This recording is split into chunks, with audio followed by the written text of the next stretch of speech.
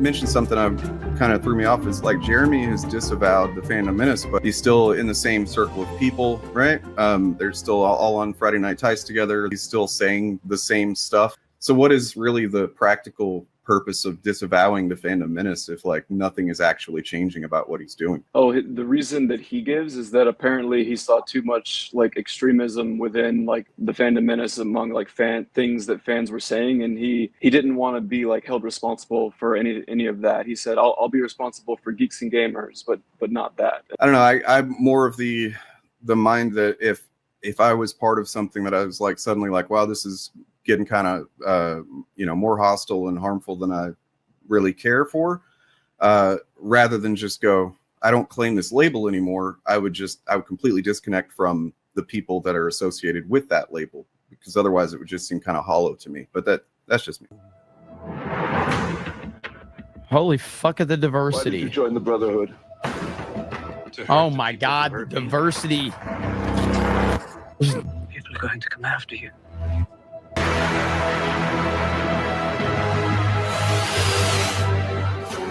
Look out at this wasteland. Diversity. I'm not in this for the internet fame. There's 400 people watching this stream. If one of them knows my name now that didn't know it before, it's a success for me. I'm not in this for the internet fame. We're not going to bend on our standards. At the end of the day, I have tried to build Geeks and Gamers by doing it the structured way, the methodical way, the think it out, prep it, take notes, think about everything you're going to say, and it fucking failed miserably on me. The day that I started doing what I'm doing right now, which is what you're, having a problem with, is the day that I started becoming successful. We're not going to bend on our standards. I have never seen such a immature, whiny, little bitchy fan base in my life. It's ridiculous how pathetic these people are. Do I constantly whine and bitch and complain about it? No! So again, while this game had a lot of good things going for it, and it's been widely discussed from that perspective, it's the hidden agenda involved. And this is why so many people are overly hypersensitive. And I mean this in the way that too many fans have been done wrong too many times. Kathleen Kennedy, she doesn't miss any opportunity to fuck up George Lucas's creation. And we have the latest problem with Kathleen Kennedy and Disney Star Wars. But if I don't like it, I complain about it for like a few days, and then I just move on with my fucking life. Brie Larson. I don't understand this need to continue to bitch and whine and moan. Brie Larson. With Brie Larson.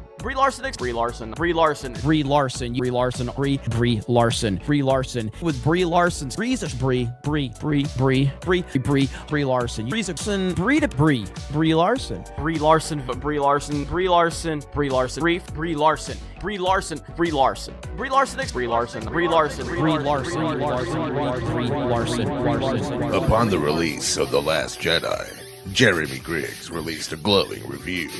It has since been taken down. This is the only surviving clip.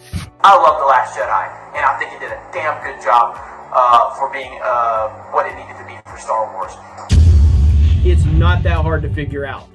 I like The Last Jedi. I think I've made like 3 fucking reviews on it, and I'm still trying to figure out where I stand on this movie. But I'm a mess when it comes to this movie because I just can't figure out how I ultimately feel. But as I'm sitting here right now, I like The Last Jedi. As the backlash over The Last Jedi grew, channels like Nerdrotic and Doomcock saw an opportunity to capitalize, fanning the flames of geek rage. And after years of putting in hard work into a channel that rarely fostered more than a couple hundred views, Jeremy couldn't resist. Not to sound like a dick, but I just don't care. I mean, there's 400 people watching this stream. If one of them knows my name now that didn't know it before, it's a success for me. At the end of the day, I have tried to build Geeks and Gamers by doing it the structured way, the methodical way, the think it out, prep it, take notes, think about everything you're going to say, and it fucking failed miserably on me. The day that I started doing what I'm doing right now, which is what you're, having a problem with, is the day that I started becoming successful. Because that's fine. I mean, it's what the internet does. I've done it. I'm not saying that it's a bad thing per se. I mean, we've all taken things out of context. Okay, fine. You want to make a video about that and say, I think that's a shitty thing to say, but why did it turn into like a year almost of nonstop videos and because he was articles using the and algorithm, tweeting like about it? he knows the algorithm was geared towards making those kind of videos, so he did it. So you do admit that Geeks and Gamers uses the algorithms and how it favors sensationalism and outrage. So you're making outrage content, right? What is YouTube about? Getting views. A lot of people want to get views. Like, if your algorithm is pushing one thing, you're gonna make more videos on that thing. Brie Larson. I don't understand this need to continue to bitch and whine and moan. Brie Larson.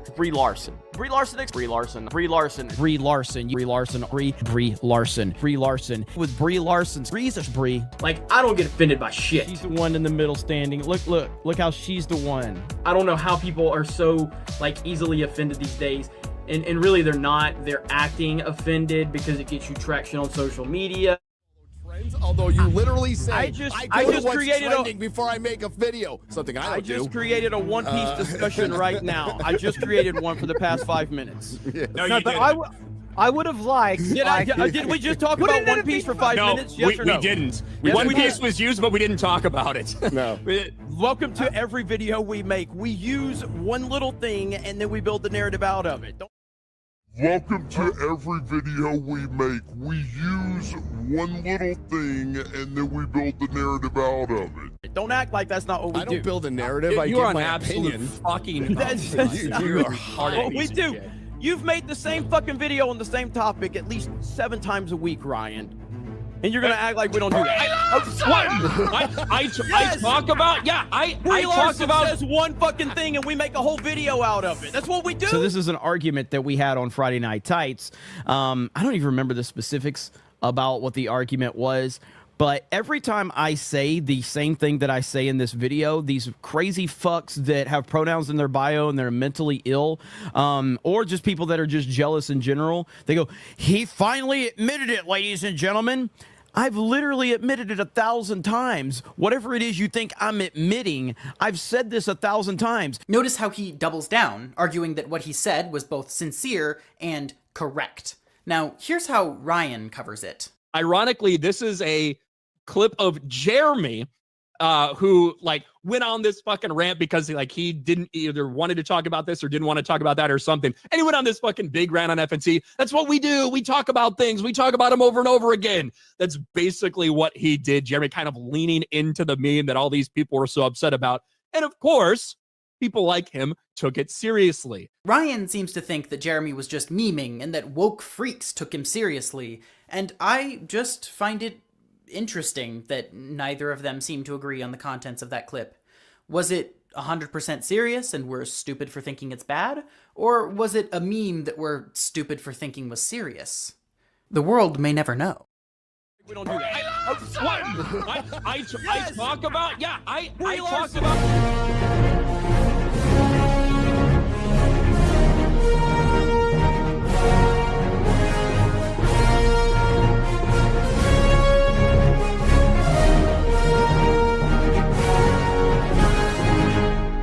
All right, you assholes.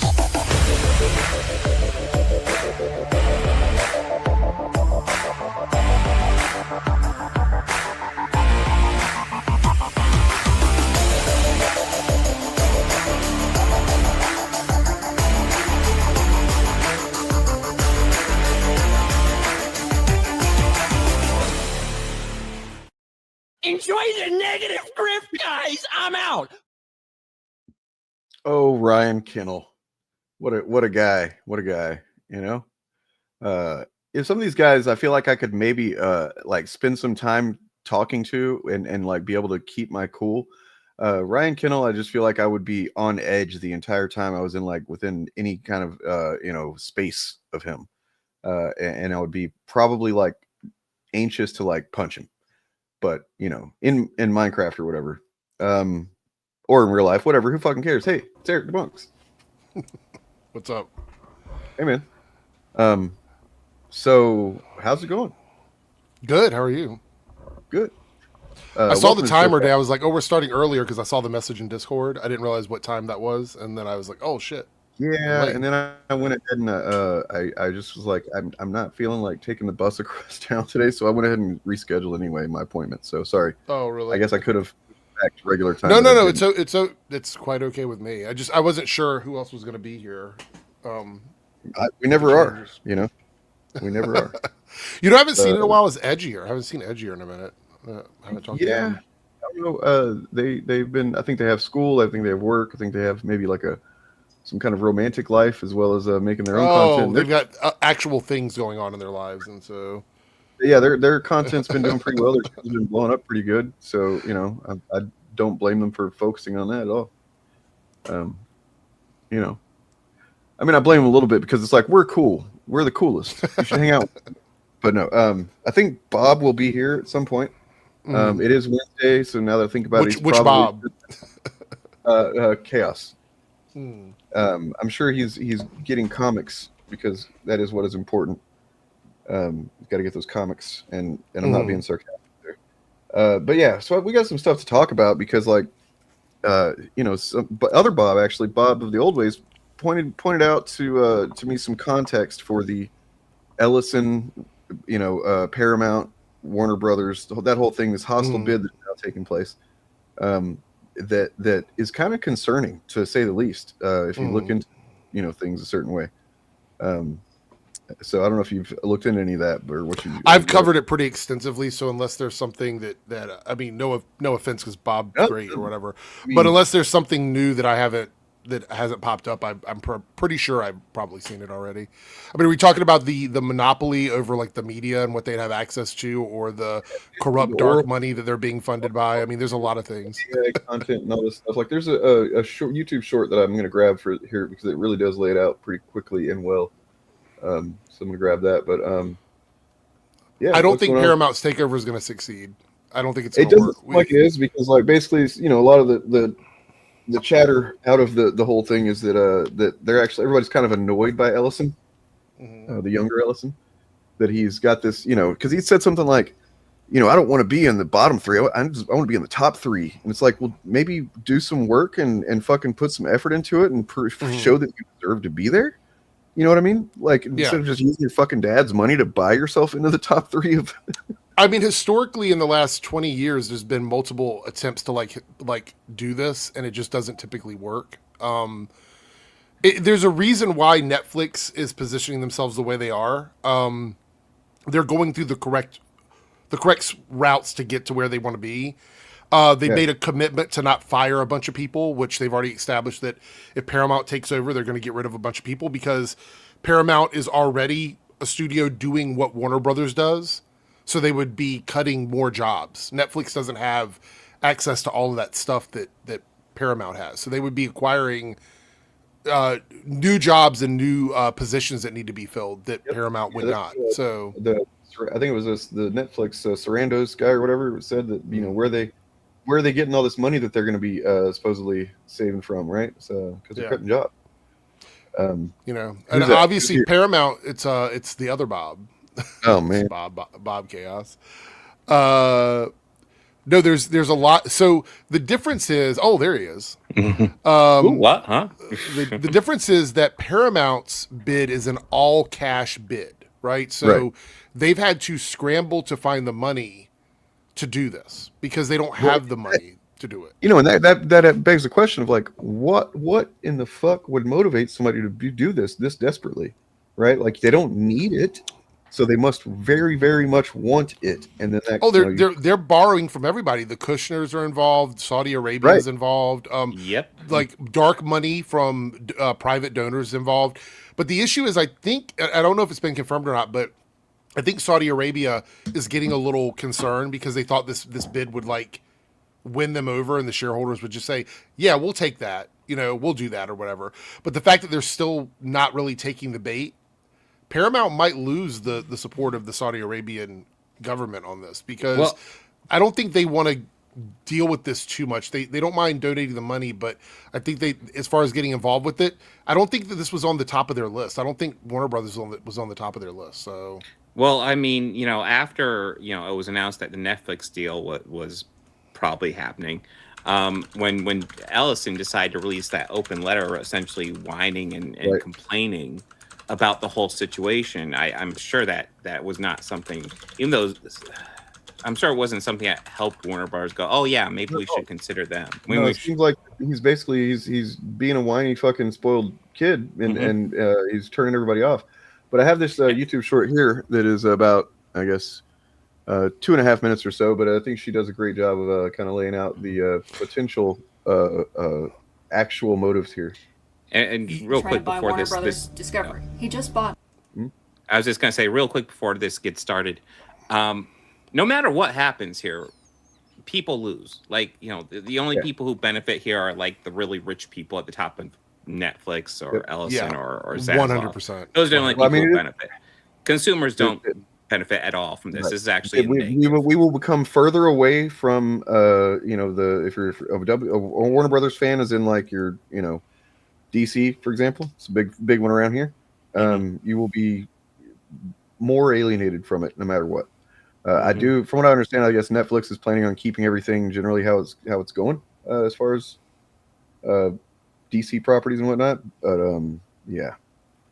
it's not consumer friendly for sure. No, it's the fact that Trump seems like he wants to be so involved with it is really concerning. Really, right. Well, that's the thing. Is like there's and he's kind of acting like he's he literally said he's impartial. He doesn't really. It's like, yeah, fucking right, dude. Nobody, it's so fucking transparent. This dude, holy shit.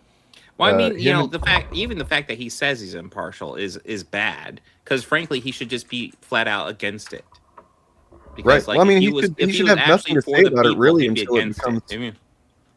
Yeah, I mean, I think if it was any other president, essentially, there would just be the FEC would be handling it, and the president probably wouldn't comment on it much, or maybe once or twice or something. But yeah, but a good president would just be fucking against it, wouldn't it? Right? No, I don't know about that. Obama was pretty friendly to corpos. Yeah, no. Listen, man. Obama is not my favorite president ever, but he is better than what we have now.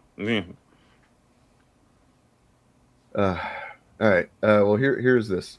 Why is Larry Ellison trying to buy Warner Brothers Discovery? He just bought Paramount. Why does he want media companies? Why would he? He wants to hang out with movie stars? No. He has a fucking ego problem? What does he do now? He runs the largest data storage and processing company? Why? Well, before founding his company called Oracle, he worked on a project for the CIA called Oracle, where he was paid to build a database for the government. And so he probably has and knows how to get data on all of us. Good. I don't get how this is all somehow connected. You just said it's connected, so you must know.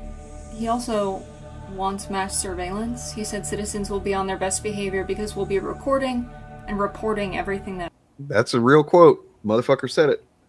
I think that was the elder Ellison that said that.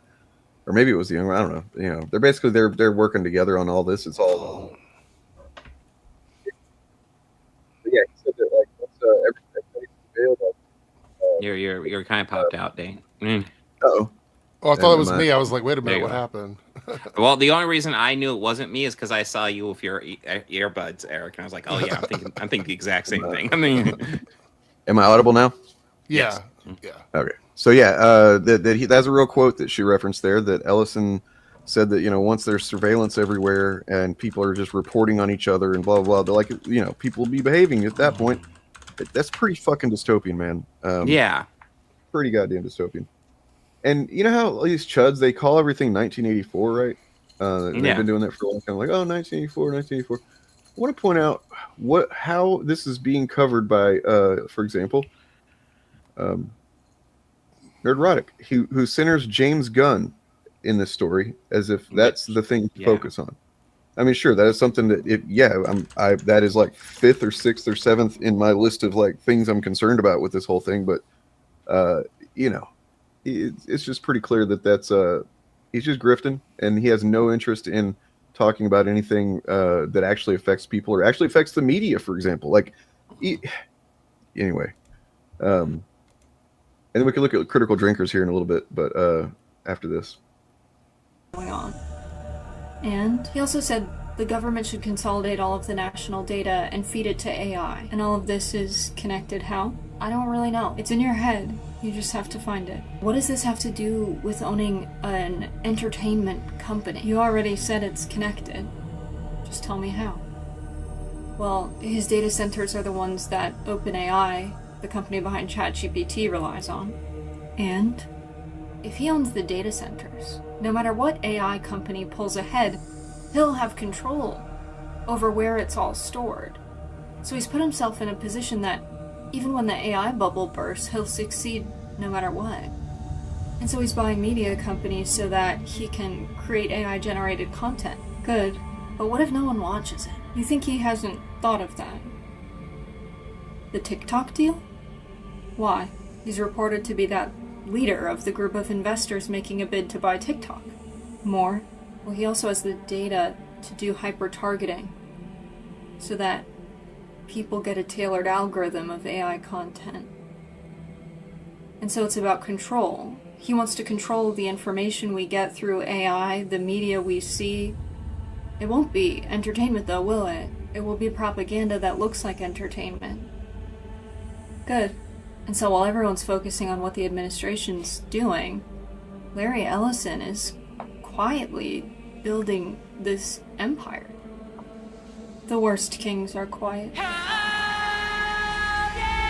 Yeah, a little bit dramatic. I didn't like there, the delivery of that. Yeah, that video was too but dramatic. I mean, the information is all there. You know what I mean? So that's why. Thank God we have people like that. Whatever God you pray to, because that's too much. That's a rabbit hole. That's too much. Like, I remember the quote, and I do think that he's consolidating the stuff. But holy shit, that was. I mean, it's a pretty solid. It was kind of cringe, though. To me, I'm sorry. Yeah, yeah, but I mean, the information is a solid theory based on actual evidence that exists. Oh yeah, 100%. Yeah. But I mean, like you said, if I were to spot that and kind of go, oh, I want to figure out a way to cover this, I would not end up doing it because I would feel like I was going crazy trying to get it all down, and then I'd be like, everybody's going to think I'm crazy. I'm not going to. I would just give up. No. I mean, I believe that he definitely wants access to all of this. I mean, that's what seems like what every billionaire wants to do is just control everything. It's a battle for these guys to get to the top. And we're in late stage capitalism, so it just, all everybody else has crumbs and you have super billionaires fighting each other. Yeah. Well, speaking of late stage capitalism, Critical Drinker, who I don't think anybody would accuse him of being an incredibly smart man. What? But I will say this: he almost got there. He almost got there when it came to this whole thing. Pull this up. I was about ready to say I do have a comment section that frequently says Critical Drinker's a smart man. Oh yeah, I've seen it. I mean anybody that is actually an intelligent person themselves. Oh, okay. But here he is, and who knows how much of this is just dishonest grift and stuff like that, as Eric pointed out in his video about Drinker attacking the numbers of Predator Badlands and just for inflation, and you can tell he literally didn't even open the article because they addressed that. Yeah. But anyway, yeah, here he is saying, remember when there used to be all those competing internet search engines and Google took over everything and now controls exactly what you're allowed to see in here? Well, first of all, let's talk about that. Does he not know that you can refine your searches on Google? Because it seems like he just kind of searches for something and whatever it says, I just gotta look at that and that's it. So that's kind of weird that he thinks that. But also, it does make me wonder if all the legacy Hollywood studios will eventually be absorbed by streaming services. I mean, do you not understand the basics of the goddamn industries that you grift? No, he doesn't because he's a grifter. But yeah, it just shows he's a parasite. He doesn't understand this very obvious thing that yes, that the distribution models, the consumption models are changing, and that's going to mean that the rest, the older industry aspects of the industry are going to evolve or adapt or whatever, and they're going to get bought up. And yeah, I mean, yes, but whatever. Well, the other thing is about the topic he's complaining about, like this combining of everything into one service and the issues with that. He's pointing to Netflix and Warner Brothers. Is he ignoring that Paramount doing it would be the same thing? I mean, it's the same situation. Is he ignoring that his buddies? I haven't heard him complaining about Paramount at all. It's just Netflix. Mm-hmm. No, they all seem to be complaining about Netflix for the dumbest reasons because they all seem making to be like, AI they're stuff everything gay. Yeah, like AI, everything gay and trans, and it's like they're making stuff to get mad at. Like they're making it up. They're it's a fictional anger. It's not even real. Yeah, it's like nobody should support any of these big mergers. Hey, I didn't even support the Disney Fox one. The only like 1% of me that support it was just because I wanted, Marvel to have X-Men and stuff. That was it. Everything else, I was like, I'm really against it. It's too big. I would have been happy to not have that happen if it hadn't. Yes. If it was like Warner Brothers. I mean, Fox could have stayed its own thing. Yes. But these companies just keep on merging, and then you eliminate competition. That's something that the government's supposed to regulate about. These companies aren't supposed to get so big that they just gobble each other up and then eliminate all competition. Competition is supposed to be what keeps the economy going, right? Yeah, I just checked. Tencent pulled out of the bid. They're not giving money to Paramount anymore, so they lost a couple $2 billion from those guys. Saudi Arabia is supplying $24 billion of that $108 billion, and it seems like they're not too cool about moving forward with it anymore. And that's the two big people. It's the two big amounts of money that were going in that would make it more than what Netflix was offering. So by losing that, they're not giving that much more, and I don't think there's that much more they can offer outside of money. And in any normal situation, with this country, they would not allow outside investors to put money into buying things like news networks. It's literally something they don't allow. So the fact that they're overlooking Saudi Arabia, wonder why, overlooking Saudi Arabia giving like $24 billion to Paramount to help buy Warner Brothers, which includes news networks. You know what I mean? Honestly, to reference your recent video again, because it really does kind of highlight this, it's important to pay attention to what they don't talk about. So like, for example, like you said in your video, they're quick to bring up the box office inflation whenever it's to prove that the woke thing is bad or whatever the fuck, but they never ever include inflation whenever they're the opposite is the case, right? They never they will go for the lowest number no matter what it is, if it's trying to neg something. I don't like it's not even that difficult to understand. Adjusting for inflation on one number but none of the other numbers makes no fucking sense. Right. But I mean, in the same way, what I'm saying is that with stuff like this, like, okay, he's talking about Netflix and Warner Brothers, but like we're saying, he's not talking about Paramount. I bet he's having a really hard time talking about this at all because Disney's not involved. So much as he's a Disney welfare. Wait, who am I against now? Right here. I think they're defaulting to be against Netflix because essentially Netflix has the reputation. But I thought Netflix was beating woke with K-pop Demon Hunters. I thought that was Netflix beating woke. That's true. It's almost like these guys just change their opinions according to the tides. Right. Remember the strike? Sketchy's pointing out they were all in. They didn't give a fuck about actual human creators. They were just like, fuck them. Yeah.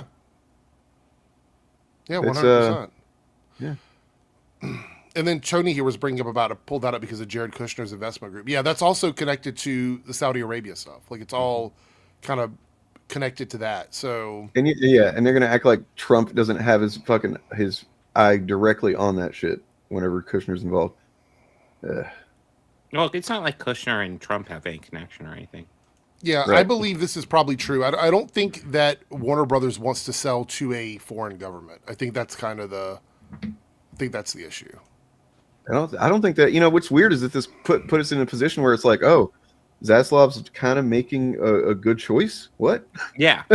Somebody who I still hate, but like, I'm used to him just always going for the short-term money. And, the fact that he's even selling Warner Brothers still is fucking terrible. But see, that's the other thing is that the bid that's coming from Netflix is in market value. Like it's in actual stocks and bonds and things that are regulated, things that are protected.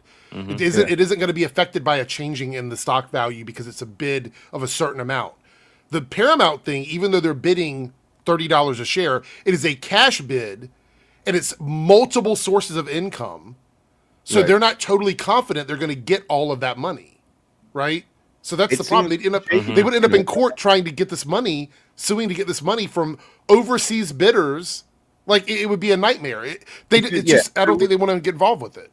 if you're itemizing a list of the cons for what the offer from Paramount, there's just quite a few of them, and when it comes to that kind of thing, unless you're confident that you're not going to get fucked over, you're not going to make that choice. It's pretty simple.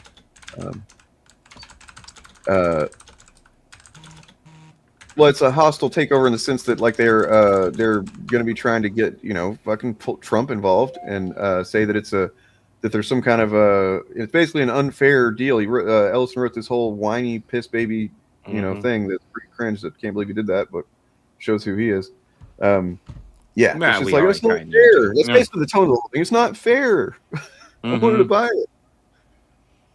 Well, the hostile takeover is a non-official bid. That's typically how it's classified. So the thing is, Netflix went through the correct channels to place a bid on Warner Brothers.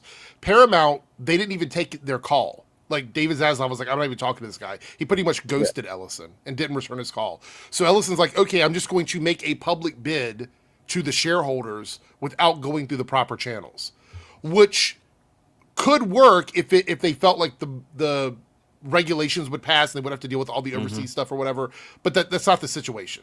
So yeah, that's typically what's classified as a hostile bid. You might have already known that, but I wanted to make it clear for people in the chat that didn't know that. So yeah, like article right here that says Paramount's aggressive quest for Warner Brothers, which escalated into a hostile $108 billion bid for the company on Monday, is backfiring in Washington, where some officials have grown frustrated with widespread speculation that a politicized Justice Department would play favorites for the conservative Ellison family. Of course it would. They've already shown that they do that. They're trying to do that. The Paramount team seems to believe the worst possible tropes about corruption in the Trump administration and are leaning into all the stereotypes, said one person close to the administration's deliberations. They thought they were playing 5D chess and they were playing tiddlywinks. Paramount executives met with President Trump in recent weeks to press their case and argue against the Netflix victory, according to a person with knowledge of the meeting. FCC Chair Brendan Carr was among those who attended the meeting, but when Trump asked him about his view on the deal, he demurred, saying it would likely be decided by the antitrust division of the Justice Department, not his agency, the person who was briefed on the meeting, blah, blah. I just got, somebody sent me something. They explained why the cash bid isn't that good, like in plain terms. Yeah. It says here that tax considerations. In many jurisdictions, receiving stocks rather than cash can defer capital gains taxes for the sellers. So all that money from Netflix would defer capital gains, but a cash bid from Paramount would still be taxable for them. So that's why it's not that good outside of people seeing the big number on paper. And so, I mean, that's probably a huge influence on Zaslav, too. Like I said, he only likes short-term gains. He's not going to be into short-term gains if he doesn't actually get them. Whereas with Netflix, he's pretty confident he'll get them. Yeah. So Zaslav has not returned calls or answered calls from the Ellisons since they had a November 24th dinner. But there's been many calls made. And he's just ghosting. Yeah, that's what I was saying. Like, I don't think he's interested at all. He said no. Like, I don't want to talk to you. I actually feel like there's probably something personal there because it seems like there probably is. Yeah. I mean, I think it wouldn't surprise me if there's something up with Ellison. I mean, I know it's anecdotal, but like we heard not that long ago, like Taylor Sheridan was like the guy making all their projects on Paramount. So if like they sell, they chased him out pretty much. Paramount for $108 billion.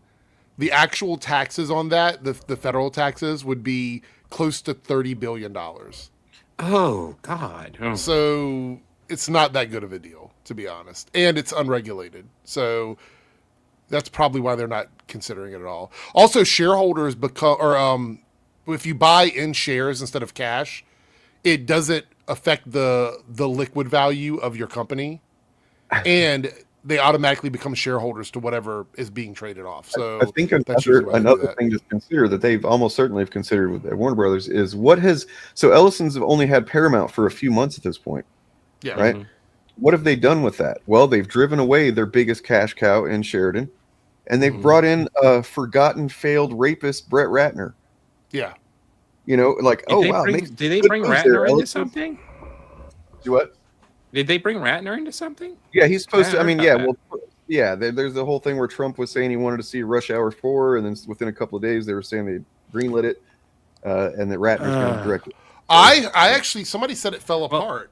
I'm I know sure it there's did. this I've never Tucker, really too. expected to see that go far. Let me see what it says here, because I do remember reading some of that last night. One thing though is apparently they have, I guess, maybe, I don't know if this is confirmed or still on or what, but they at one point they were seemingly going to get the Dungeons and Dragons Honor Among Thieves directors to do a new Star Trek film. Yeah, I did see that where I was like, well, that's not the worst news I've ever heard. It's not so the reason why this movie's probably never going to happen, Rush Hour 4, is because Paramount doesn't own it. It would just be distributing the film. Right. So they'd have to be financed through another company. And the film has been in development limbo for years. So... Yeah, Ratner and Chris Tucker both, they have... allegations. Tucker was on the fucking Epstein plane. Yes. And then Jackie Chan's still cool though. Hopefully, yeah. I don't want to hear anything bad about that, man. Yeah, Jackie Chan's awesome. So, but then apparently they were also, I guess maybe they're possibly going to have Michael Bay back on Transformers. Yeah, as a director or producer. I unfortunately see the logic in that because his movies did make a lot more money. That being said, his Transformers movies are easily the worst. Are the worst ones? Yeah, they're just like they just made a fuck ton of money. They just made. It's crazy. It's almost like box office and actual film quality aren't directly related and should be judged as if they are.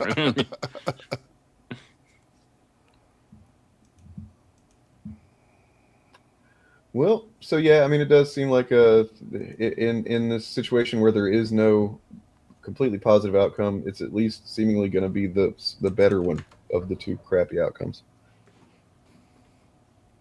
No matter what, the American consumer loses.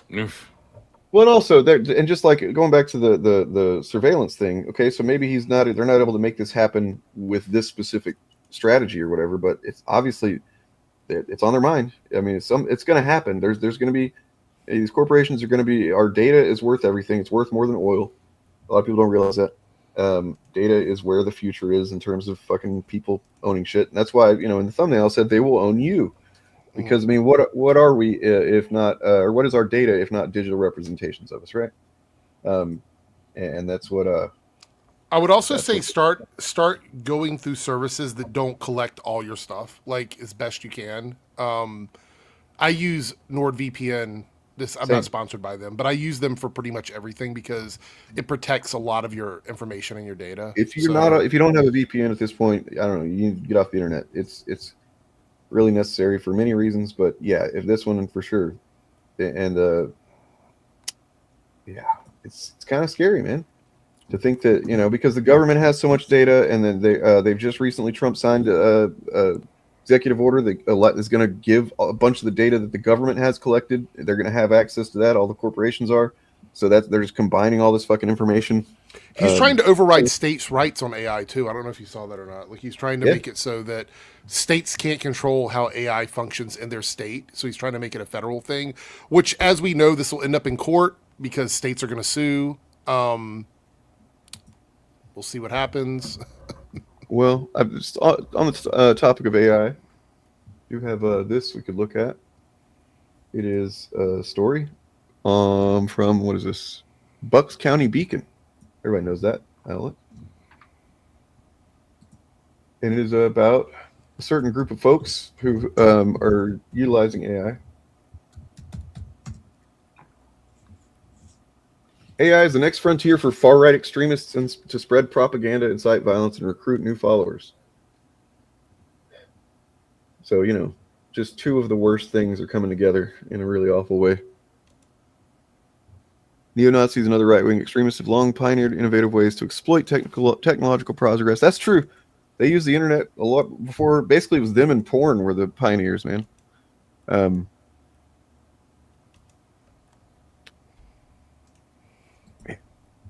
Another reason to just stay away from AI shit, Yeah.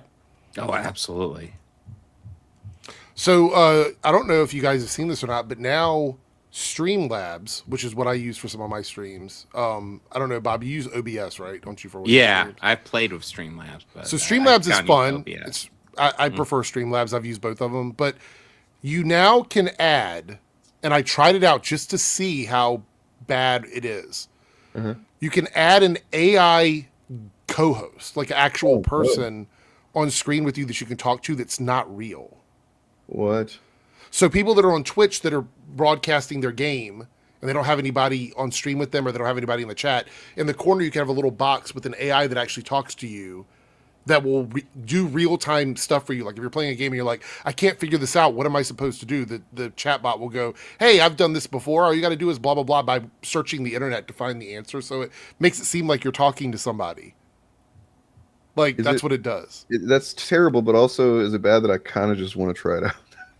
No, that's the thing. I could see it working as almost like a joke. Yeah. But like, yeah, as an actual co-host, no. But like, as like a joke, a gimmick, that could be. I can, hold on, I'll show you for a second. Well, I mean, RM Brown's been doing this joke for like a year at least, you know, where he's at his AI co-host, whatever, AI helper, was it Jean James or whatever? Like, you see it on my screen? I'm not gonna lie. Before I had Bobby Quarters co-hosting. This is what it looks like. Me, you can I put was a little playing thing around behind them and everything. Getting audio clips from Patrick Swayze from Roadhouse, and just having him say the most cliche shit anytime I need something. Oh well, there you go. We have a fourth host, everybody. Yeah, I don't have it turned on because it's creepy, but yeah, this is what it does, and you can put whatever background you want on it, and yeah. It's pretty bad. I mean, I have some backgrounds. I have a Eric July background. I have a Nerdrotic's old background. That could be something fun to do. Can you customize the guy at all, or what? Yeah. You can make it look like several different people. Yeah. Interesting. I might. Yeah. I wonder if there's a way to know how much of a carbon footprint using that thing has. It's probably a lot. I would say it's probably a lot. But look, I will say this: I'm not going to totally poo-poo it because I know some people they're awkward when they're by themselves, and having like a little AI co-host would help. Ability reasons why it would be a good thing, stuff like that. But in general, it's kind of creepy when you have like an AI co-host just talk. Like there was somebody that said, "Hey, talk to the chat while I go use the bathroom." And showed a video of the AI basically hosting the show because you can have it moderate your channel, you can have it create polls for you. It does all that stuff. You can actually turn it into an AI producer. Like there's a feature to turn it on so that it runs the production for your channel. So wacky. Oh my God. What a world. What crazy. We did have a super chat though, from the Cat Noir here. Great name. Can you cover EJ's Rippleworks video? The downfall of Rippaverse is more enjoyable than his actual comics. It's not how to run a business. Yeah, we talked about this last. Like, it literally was breaking news while we were streaming. I remember saying, like, guys, Eric July's doing crowdfunding. It's pretty bad. No, he did. Well, he would never do that. Well, there's more to this. The last time I saw him, maybe it's more now or whatever. He did a couple of streams over the week, like since last week, trying to drum up business for this Rippleworks thing. He never hit his goal during his streams. He never hit the goal. And I think he only had at one point 150 people supporting it. Oh my God. 150? Oof. That's it? But he did have a couple people bid, and I don't know who they are, crazy people, they gave him $1,000. Dude, that's probably some plants, man. At least one of them's probably a plant. Well, you know what he kept saying in his video? He was like, "Oh, these cocky son of bitches come in and drop $1,000. I'm not going to say their names. But they're coming in, they're dropping $1,000." And I'm like, "You're not going to say their names?" Well, I mean, you had a person in your chat drop $1,000, and you're not going to give them a shout out? We know, we all have dealt with his content enough to know that there's several different, like, it's basically a go-to tactic for him to deceive with, to make himself look more puffed up than he really is. So, like, for example, I mean, going before he was doing YouTube with his dumbass fucking Rage for the Machine band, where they like to claim that I've seen him claim and various others that they charted on Billboard like multiple times and stuff, and it's like they charted on Billboard one time, and it's through the hot heat seekers chart where like you have to pay a certain amount of money and you can get a bunch of people to vote for you, and you can make it onto the chart, and so it's like, yeah, everything with him seems to be at least half overinflated in order to make him look like a bigger deal than he is. Thanks for the super chat. I think that was my channel for Cat Noir. Appreciate it.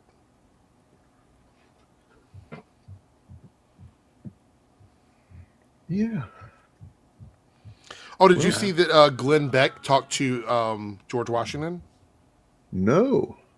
You haven't seen that? Neither of you guys saw that? No, it sounds Oh awful. my God. Let me hold on. Let me find this. I can't believe you didn't see this. It's really bad. In my defense, I've been working since Monday. And I don't mean 2 days ago. I think it is George Washington, but let me.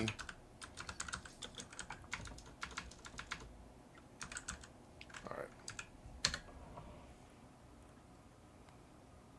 Give me the damn money, Glenn. But if Glenn wants to give me the money, I'll take it. We need the Glenn bucks. Well, yeah, give us the Glenn bucks, Come man. on. Damn, where is it at?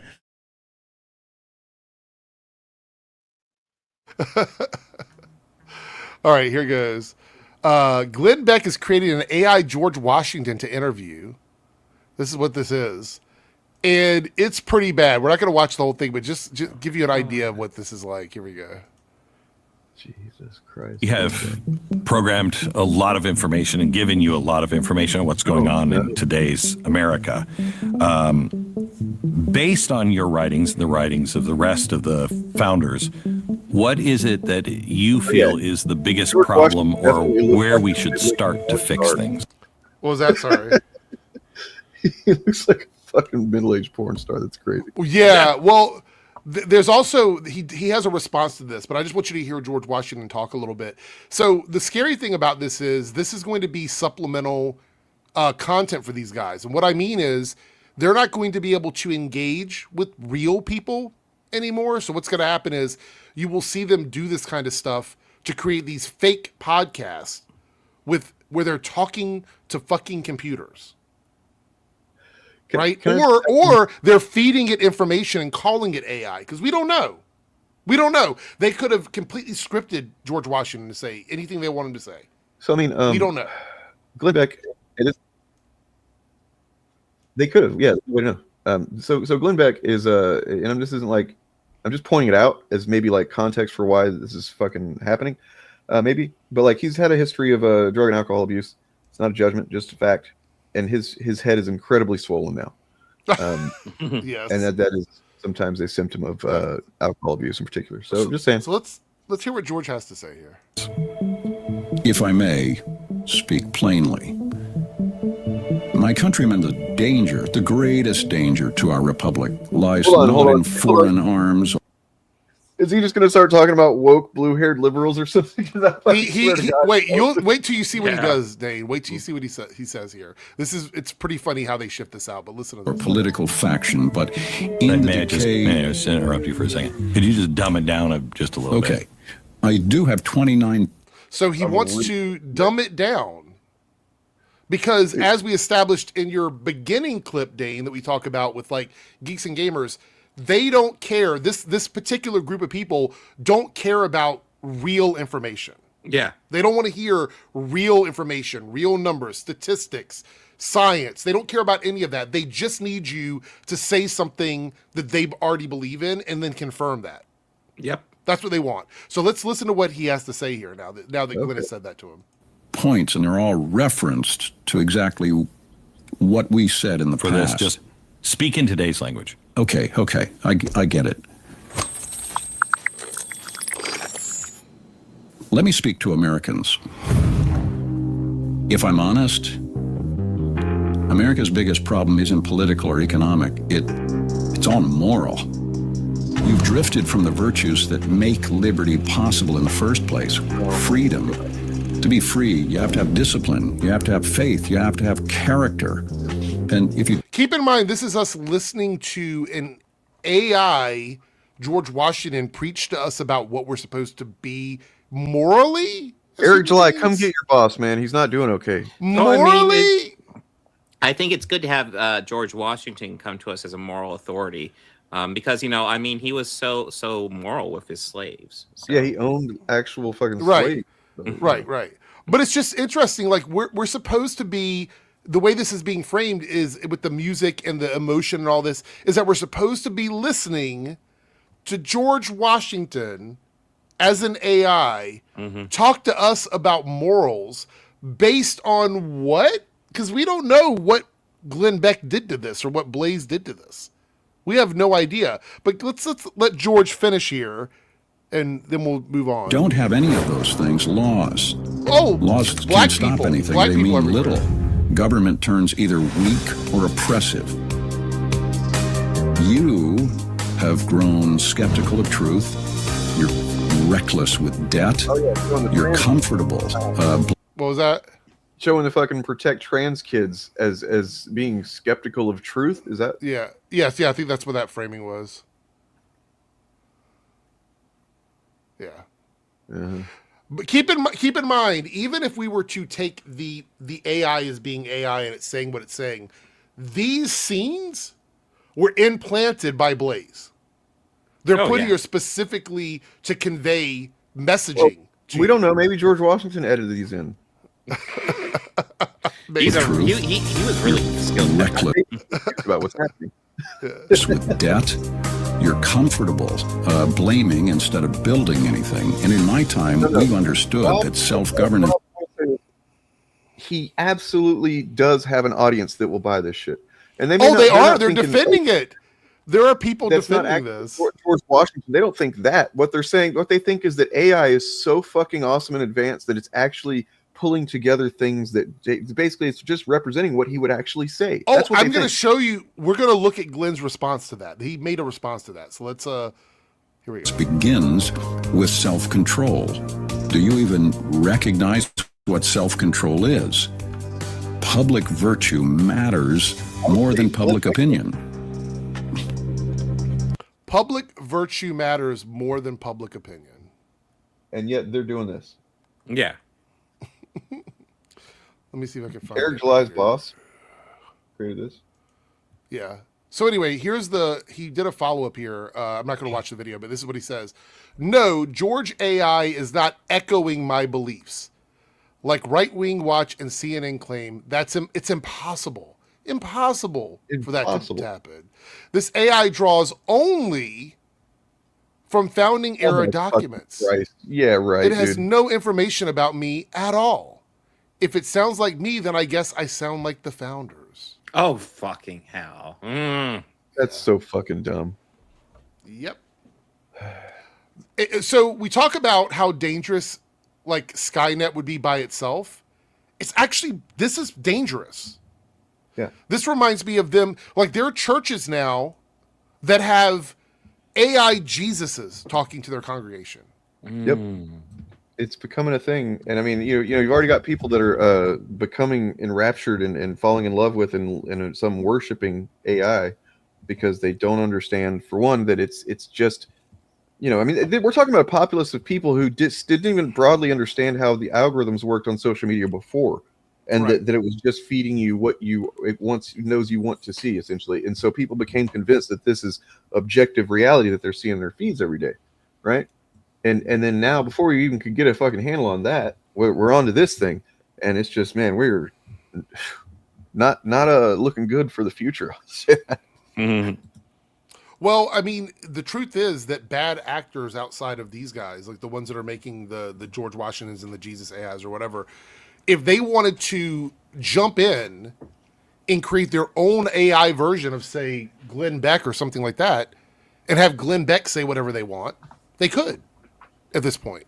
Because there's a lot more information and video and dialogue from Glenn Beck than there is from anyone else that they've done so far. Am I we lagging? Can get an AI Glenn Beck that says trans rights? I didn't think you were lagging, Eric, by the way. Okay. Make sure. I felt like I was talking over people, and I'm like, wait a minute, am I lagging? But yeah, we could, like, he's calling it an AI, but we don't know that it's an AI. Right. We don't know not that. do the process of writing in the prompt and stuff like that. And, Yeah.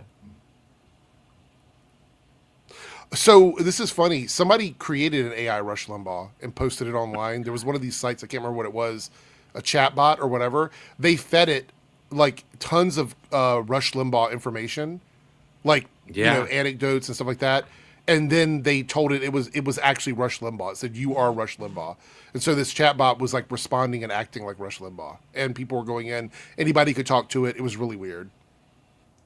I mean, honestly, with all the God, I don't want to think about how many hours of radio content you have from Rush Limbaugh. You could probably do one pretty convincing, probably a lot more convincing than an AI George Washington, which is history textbook shit at best. Oh no, it was very convincing. That was that was the scary part. Is it was type like imagine what Rush Limbaugh would tweet out. It was stuff like that. Like this bot was very accurate to Rush Limbaugh, which the reality is anybody that's been making media like what we're doing for more than a decade and has any sort of digital footprint, they can clone you basically. Yeah, true. So, I mean, there's already a Clone Critical Drinker channel here on YouTube. I forget the name of it, but it sounds just like him. Yeah, I think it sounds just like him. So, I mean, I don't know. So my chat got kind of incensed with me a while back whenever somebody was like, "Oh, that's a great impression." I'm like, "Really? Is it?" I mean, like, I'm glad he's out here doing it.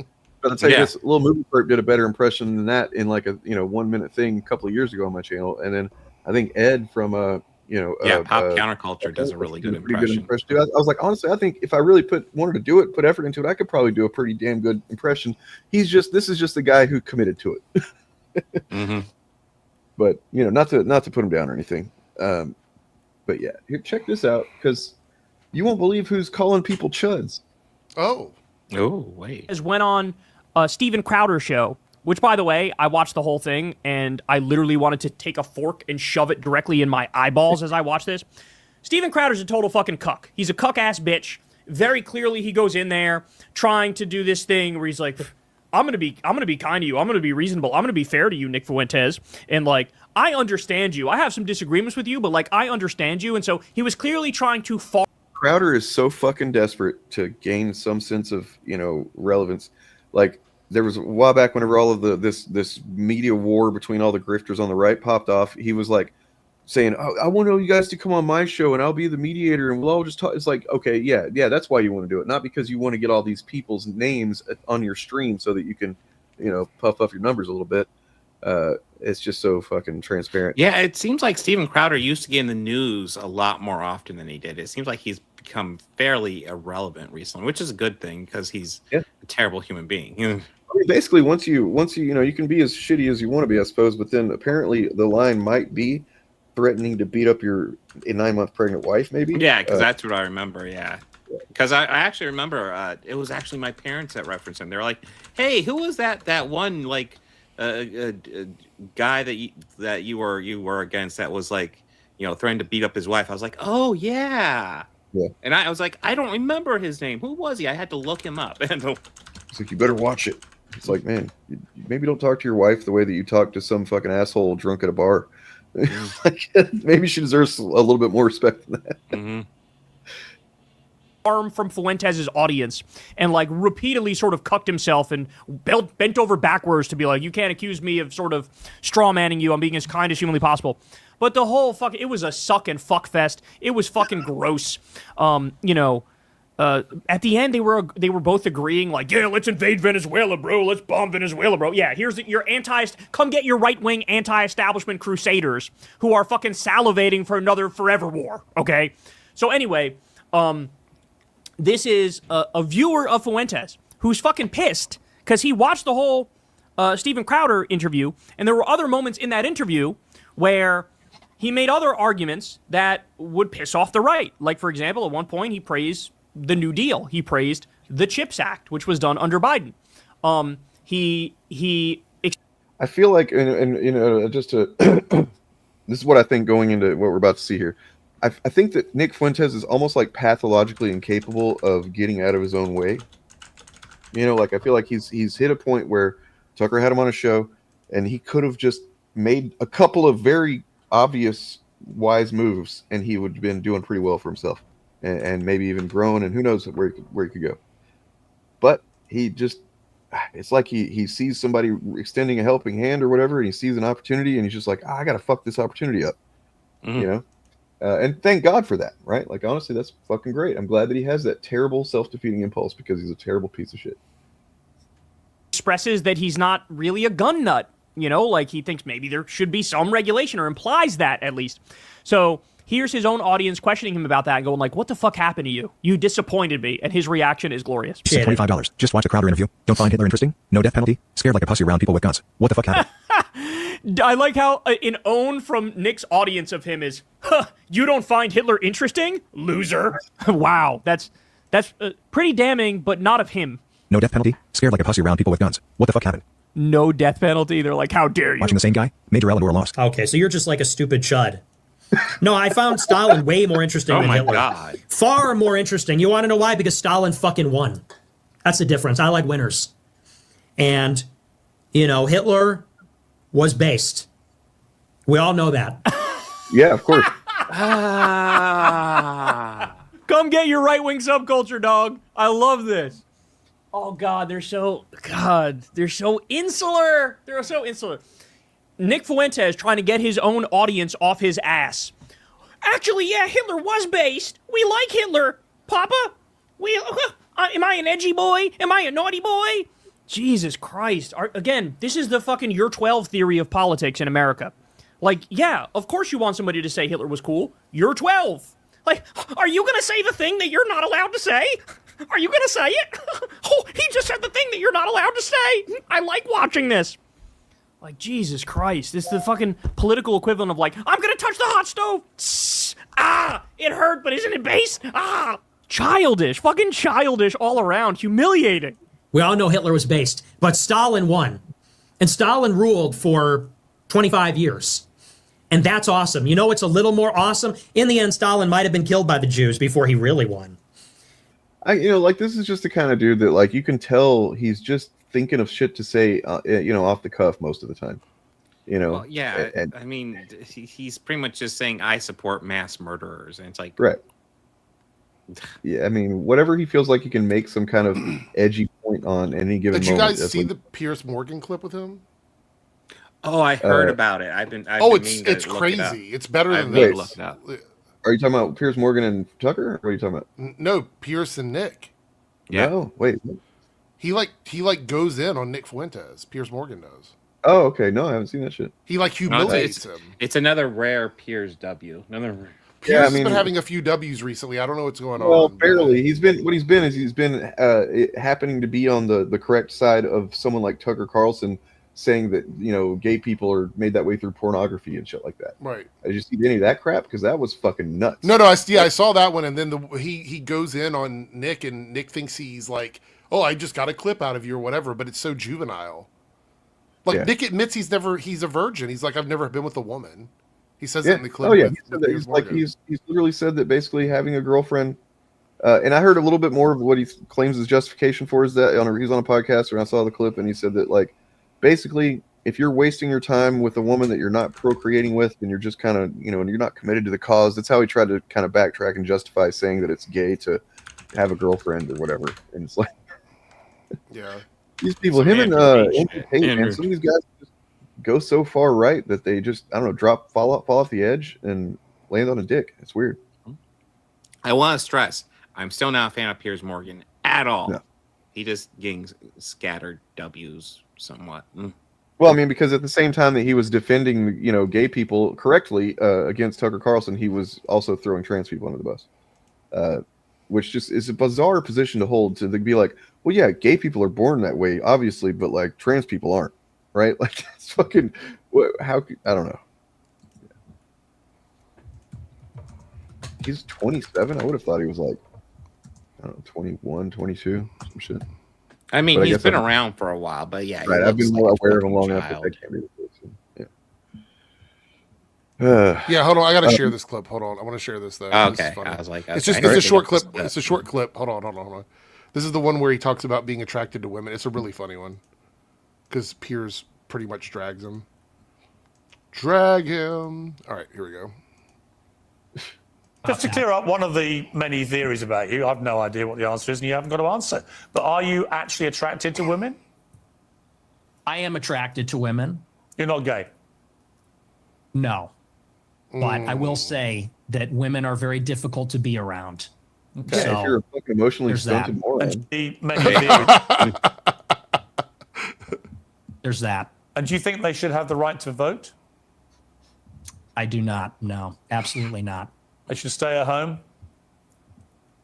Well, yeah, absolutely. See, basically, you're just a misogynist old dinosaur, aren't you? for a young guy. Yeah. I mean, I know I'm the boomer. I know I'm the boomer here, but actually, you're a 27-year-old dinosaur, aren't you? Aren't you, Nick Fuentes? All women. I am. All women are annoying. All women grow old. They all get fat. Says the guy. Have you ever had sex? No, absolutely not. Wow. Says the guy who's never got laid. My God, dude. Jesus, it's bullying like a goddamn high school bully, man. That's fucking amazing. Yeah, it's crazy. Anyway. Oh yeah, his date with the cat voice years ago. That's I don't know. Something going on there. And just in case you haven't seen any of this, it is And then Saigon does have a point that Piers is having him on his show. Oh, I did want to say I did have a quick super chat over here on my channel. Cartoon 49 with the $2 super chat. You've seen Sinners and One Battlefield After Another. Both are thumbs up. I have seen Sinners. I love that movie. Probably one of my favorite movies of the year. I have not seen One Battle After Another. I'm looking forward to it, even though I'm not a massive Paul Thomas Anderson fan. I've heard I don't dislike him really. Hearing nothing but great stuff about One Battle After Another. So. Yeah, I've heard nothing but good things about it. Yeah, I plan on renting it as soon as it comes out on VOD. Yeah. So anyway, thank you for the super chat.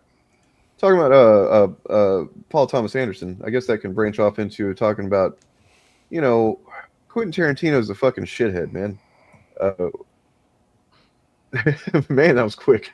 I didn't even know. I was looking for a spot to segue. What the fuck is the point of this, man? Like, this is how it shows that he's pretty disconnected, I think, and it's easy to forget that he was a kind of a antisocial movie dork, extreme movie dork that just wrote some movies and got extremely famous very fast and changed the fucking, like, you can't deny what contributions he's had to filmmaking. But then every once in a while he just comes out and says something where it's like, dude, what kind of fucking asshole are you? For one thing, it's not even, I don't think most people would agree with him on this. Well, I mean, even I, who I'm actually not thrilled with, I thought Paul Dano in There Will Be Blood was kind of weak. That being said, he's done amazing performances since then. So it's if you're Quentin Tarantino and you're arguably one of the most famous people in Hollywood, what do you? There's nothing but negativity there's nothing but a harm that you can cause to someone's career, even if you do feel this way. Just coming out and shit. Well, that's what I said when I read the news when it first dropped or whatever. I said that it's one thing for a bunch of like essentially nobodies to get on the internet and say they don't like his acting or they didn't like him in the movie. That's fine. Yeah. But when you have someone at the highest level you can possibly be in their particular field saying that about someone, that's a completely different deck of cards. For full context, I'll read the quote, just like I did for Eric's stream like last Thursday. Obviously, it's supposed to be a two-hander. But it's also drastically obvious that it's not a two-hander. Tarantino said, Dano is weak sauce, man. He's the weak sister. Daniel is eating him alive. Austin Butler would have been one form of that role. He's just such a weak, uninteresting guy. Daniel Day-Lewis shows that he doesn't need a strong foil. The movie needs it. He doesn't need anything. He's supposed to be a two-hander. It's supposed to be a two-hander. It's not. You put him in with the weakest fucking actor in SAG, the limpest dick in the world. It's like, Jesus fucking Christ. Can you be any more of a teenager about this? I mean, so one thing, it doesn't excuse this, but Quentin Tarantino is known to be kind of a jerk, kind of an asshole guy. Like, that's one thing. But the other thing is, as he gets older and these guys get older, they just say stuff. They just say dumb shit. There's so many actors that I've loved over the years that say dumb shit now, and it ends up in an interview, and I'm like, why did you say that? I like partially respected you, and now you said some dumb shit. Like, it's crazy. This is exactly it. This is it right here. This is like if you work in somewhere at a restaurant or whatever, and then your boss, your former boss, goes down and tells all the other restaurant owners, tell everybody how fucking terrible you were or whatever when you weren't, and you're just like did the job you were hired to do. Yes, weak sauce, dude. You're Quentin Tarantino. Think there's something better than that? So I mean, he wasn't as specific, but like he also took the time to say that he is not a fan of Matthew Lillard and Owen Wilson. Which is just it's unprofessional to say the least. Yeah. Well, yeah, but besides all that, it's such a weird criticism of. So real quick, I just want to Just find give out me you read your super chat, man. Yeah, we looked at it. You have to go back like 3-4 minutes. We looked at it, Cartoon. Thank you for the super chat. I do appreciate it. Yeah, it's a really weird criticism of Dano in that role because he's supposed to be the weak one. That's true. He's not supposed to be equal to Daniel Plainview. He's actually like he's it's been a long time since I've seen it, so I'm not sure how to describe it, but like it's what he's doing, what's hard to do. He does that. Yeah. And to think that, anybody really, you shouldn't judge any actor that's opposite Daniel Day-Lewis. I mean, what the fuck? Well, no, there is that too, yeah. Because there's no way any other actor's going to win that scene. Daniel Day-Lewis has it on lockdown. Like, he's ridiculous. Well, yeah, but the entire point of the role is that he is supposed to be a very weak man who is trying to pretend to be a strong man, and Daniel Plainview is a strong man, not pretending. So I wonder if Tarantino got what the film was about at all, he or called if it's Slim Dick and weak, and maybe it just was too effective for him, and he doesn't even realize it. You know what I mean? I don't know.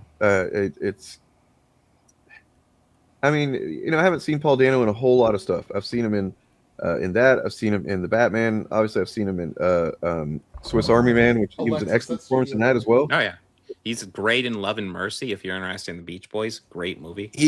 he's really good as a youngster as well. I mean, what was it Detroit Rock City that he was in?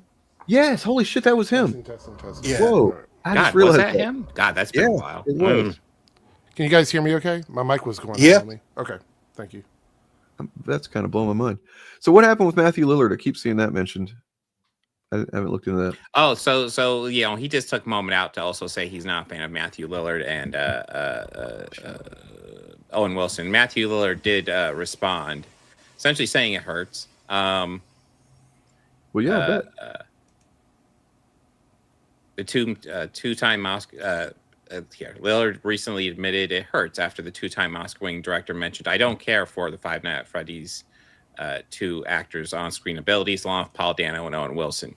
Quentin Tarantino this week said he didn't like me as an actor. Whatever. Who gives a shit?" He told his fans while speaking at GalaxyCon in Columbus, Ohio, eliciting support from the audience. Which honestly, listen, man, I think Owen Wilson, I think is fine, but I get if he's not your cup of tea.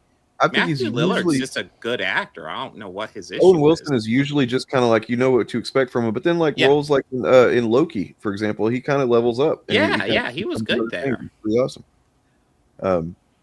That's crazy. Yeah, that's another thing, man. He's a big fucking Zionist. He went to fucking Israel in 2023, and fuck him just on that alone, right? Paul Dano is pro-Palestine. Fuck, there we go. Yeah. So Paul Dano is based. It's not him in Detroit Rock City. Yeah, it's the actor I get him confused with all the time, Sam Huntington. Oh, that. Oh, okay. Oh, I can see that. I can see that. Yeah. He was in Little too. Sam. Yeah, he was in Little Miss Sunshine. Paul Dano. I knew there was an early. Yes, he was good in Little Miss Sunshine. Yes. Yeah, but I can understand why he would go after Matthew Lillard, because Lillard's not really known for. To put it unkindly, acting, the sort of film roles he takes. He's known for that one mode that he got famous for, right? Yeah. But also, why would you bother criticizing Matthew Lillard?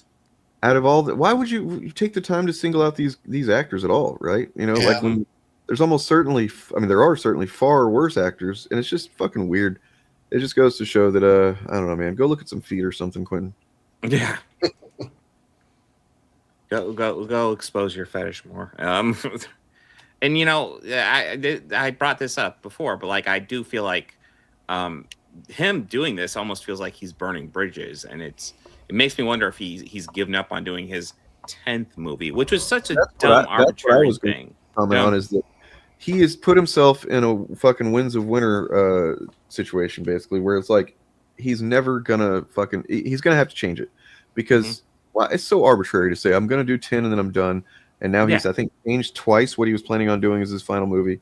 And it's just beyond obvious that he doesn't want to just do 10 and he's going to want to do more after that. And it's like, why do this? You know? Yeah. Why did you set that arbitrary boundary? Yes, there are some directors who kind of aren't as great in their later years. So there's some directors that still do fucking bangers. Like, why set an arbitrary boundary for yourself? Of course, if he's going to be a douchebag about it, then I'm glad to see him go. Because I think it's like, I think he's trying to write his legacy himself. You know what I mean? Like he's trying to write how he's going to be seen for, you know, in the future and whatnot is what it comes off to me like. He's trying to control that ahead of time. It's just make good movies and you'll be fine. I mean, heck, I will admit, like, Pulp Fiction was a movie that kind of influenced me to really dive into looking into filmmaking, because just the way it was put together, I thought was very creative. How it's completely not what movies were looking like pre-Pulp Fiction and then post-Pulp Fiction. Like it had a pretty fucking fundamental, seismic kind of effect, because everything was starting to look a little bit samey, you know, in the way things were shot and everything. And then after that, you started seeing, you know, more experimentation, more independent, named writer director come out and have their stuff pushed forward. So, although you also did see a lot of terrible crime movies in the wake as well. A lot of terrible attempts at being Tarantino. Yeah.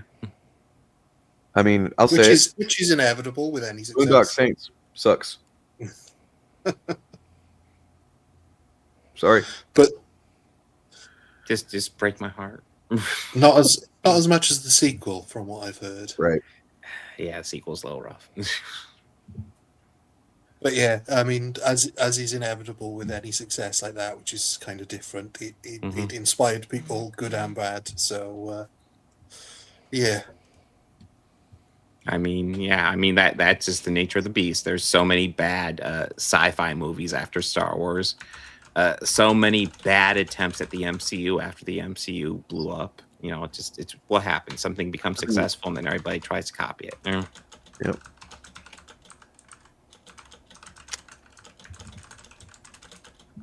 Yeah, I mean, he has bad takes. Like he had a take. Remember when he said that that nobody like, and I was like, wait, he thinks this is a bad thing, but he's not saying explicitly he thinks it's bad. He just says it and assumes everyone agrees with him. So whenever he was saying that, like, you know, movies, there's no movie stars anymore. Now you just people are, movie characters now. But who cares? You know, Thor. How does that affect my viewing experience of the movie? Why would I give it? I mean, I want to know an actor that I appreciate their roles and stuff, but I mean, like a character that's done well is that you want to remember that. Of course. Number one, I don't know if there's a strong argument there's no movie stars, especially when you have Chris Pratt and Ryan Gosling pretty much starring in every other movie. So I think movie stars. Pedro Pascal exist. is also movies. But like, even if it was such a thing and it was more like character based, is that an issue? More. Well, that's what I'm saying. That comment matters to him and his little fucking elitist buddies, right? That comment matters to him. It doesn't matter to anybody else. It has no effect on anything. Well, what it doesn't affect your movie-going experience at all. He has this romanticized old Hollywood view. I mean, that's literally what Once Upon a Time in Hollywood is. That's why there's scenes of just driving that have nothing to do with anything. You know, because he wanted to show this is the golden age of Hollywood. And it's a great movie. I love that movie. Driving, and there just happens to be a woman's feet in the frame. Yeah, but you can just tell that like he has this fucking hard on for old Hollywood, and so whenever something that's from old Hollywood, like the movie star, the concept of movie star, isn't as big a deal anymore as it used to be, he becomes old man, yelling at cloud.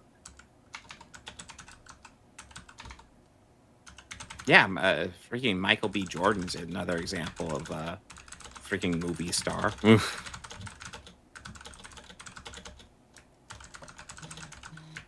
But does it really matter? I mean, look at Scorsese's career. His films never had movie stars. Robert De Niro wasn't a star in the beginning.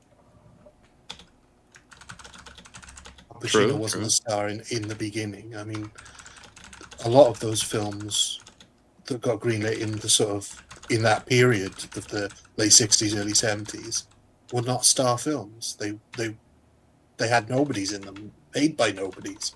So the only allegations that I'm aware of were the ones with well, not really allegations, but Uma Thurman had come out and talked about how he had pushed her pretty goddamn hard in some pretty shitty ways in filming Kill Bill, And then he apparently, from what I remember, he'd apologized and talked to her and kind of repaired over that and recognized that I don't remember the details of what it was, but like, I can imagine there was a lot of screaming and just like pushing her when she was tired and stuff like that. Not good. But as far as I know, he hasn't like molested any feet without consent. But you know who probably has? This guy. And you get to the heart of it if you're sort of one-on-one with kids. They won't just talk about the emptiness of their life or the fact that the sex is sterile or whatever. They will know that there's something not quite right, and that its origin is there at something that was not quite right. Have you ever been addicted to anything? Oh yeah. Okay. Big time. So there's that moment when your mind is flooded, and it's all you can think about. Yes. And it's all that you can. You got to get it out, because if you don't do a line or have a smoke or do something, if you don't get it out. What's the deal with Tucker Carlson? Just like, what if I just like brought on the absolute most vile people on the right onto my show? That'd be pretty cool, right? I mean, that's a lot of right wingers. That's their MO. True, but like even still, he's like literally within a matter of a month, he's got two people who are essentially he was fucking canceled and thrown out by the right, years ago. Milo was, and he ended up doing, pretending he's not gay, and selling fucking like jewelry on QVC for Christians or whatever. I was going to ask, is he still not gay? Yeah, he's still not gay, quote unquote, not gay. That's what this whole chat he is was the about, gayest not gay man ever. This is the whole thing. Was Tucker was asking him like, what does it mean to be gay? What is it? And he's saying it's full of shit, obviously, but he's saying that what he's talking about right there. He's equating his own sex addiction with being gay.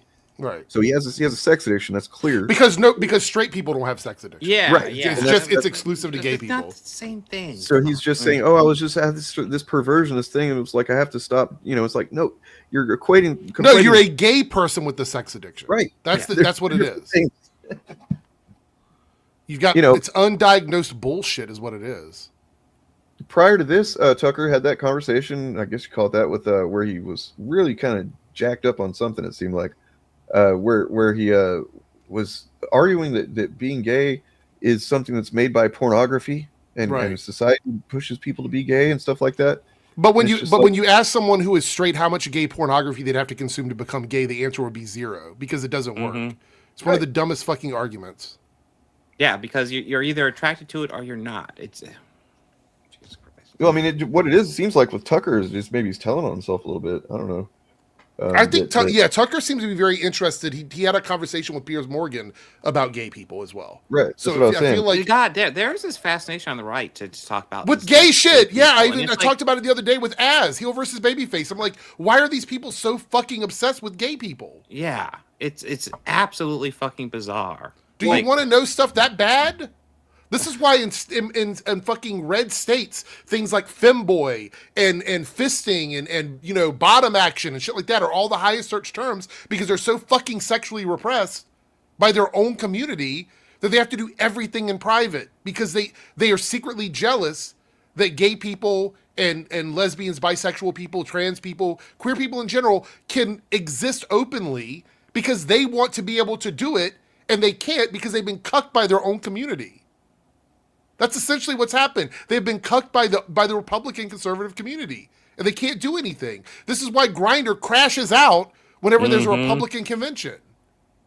Got to get the dick while you can, while the wife's at home.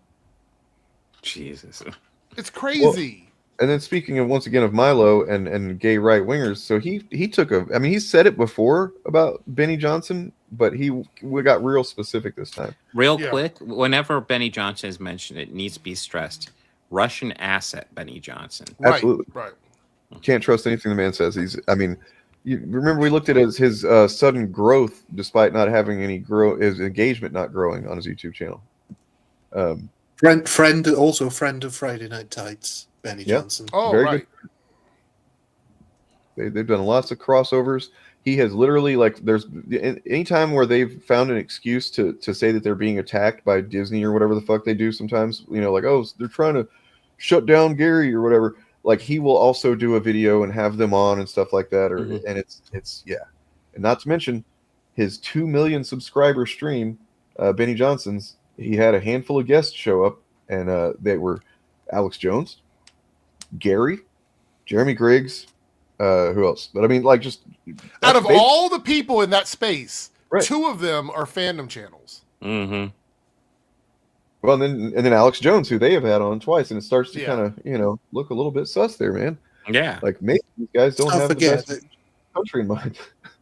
Let's not forget, Gary isn't left all right. That's true. He's independent. Right. Yeah, he's just. That's why he shows up on so many left-leaning streams and podcasts. Yeah. Mm-hmm.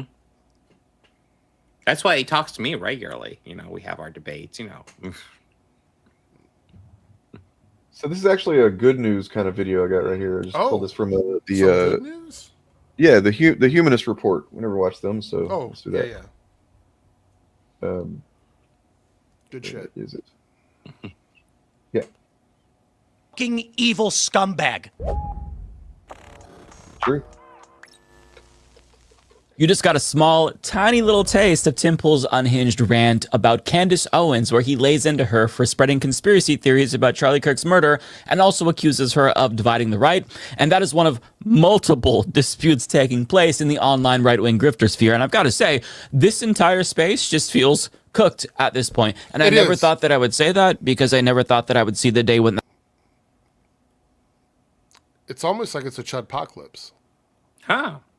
Yeah, it seems kind of crazy that they would just so suddenly be this bad off at each other's throats. But when you really think about it, they're not going to cover what's actually happening with Trump because I keep saying this. I feel like it's just like everything I say comes true, right?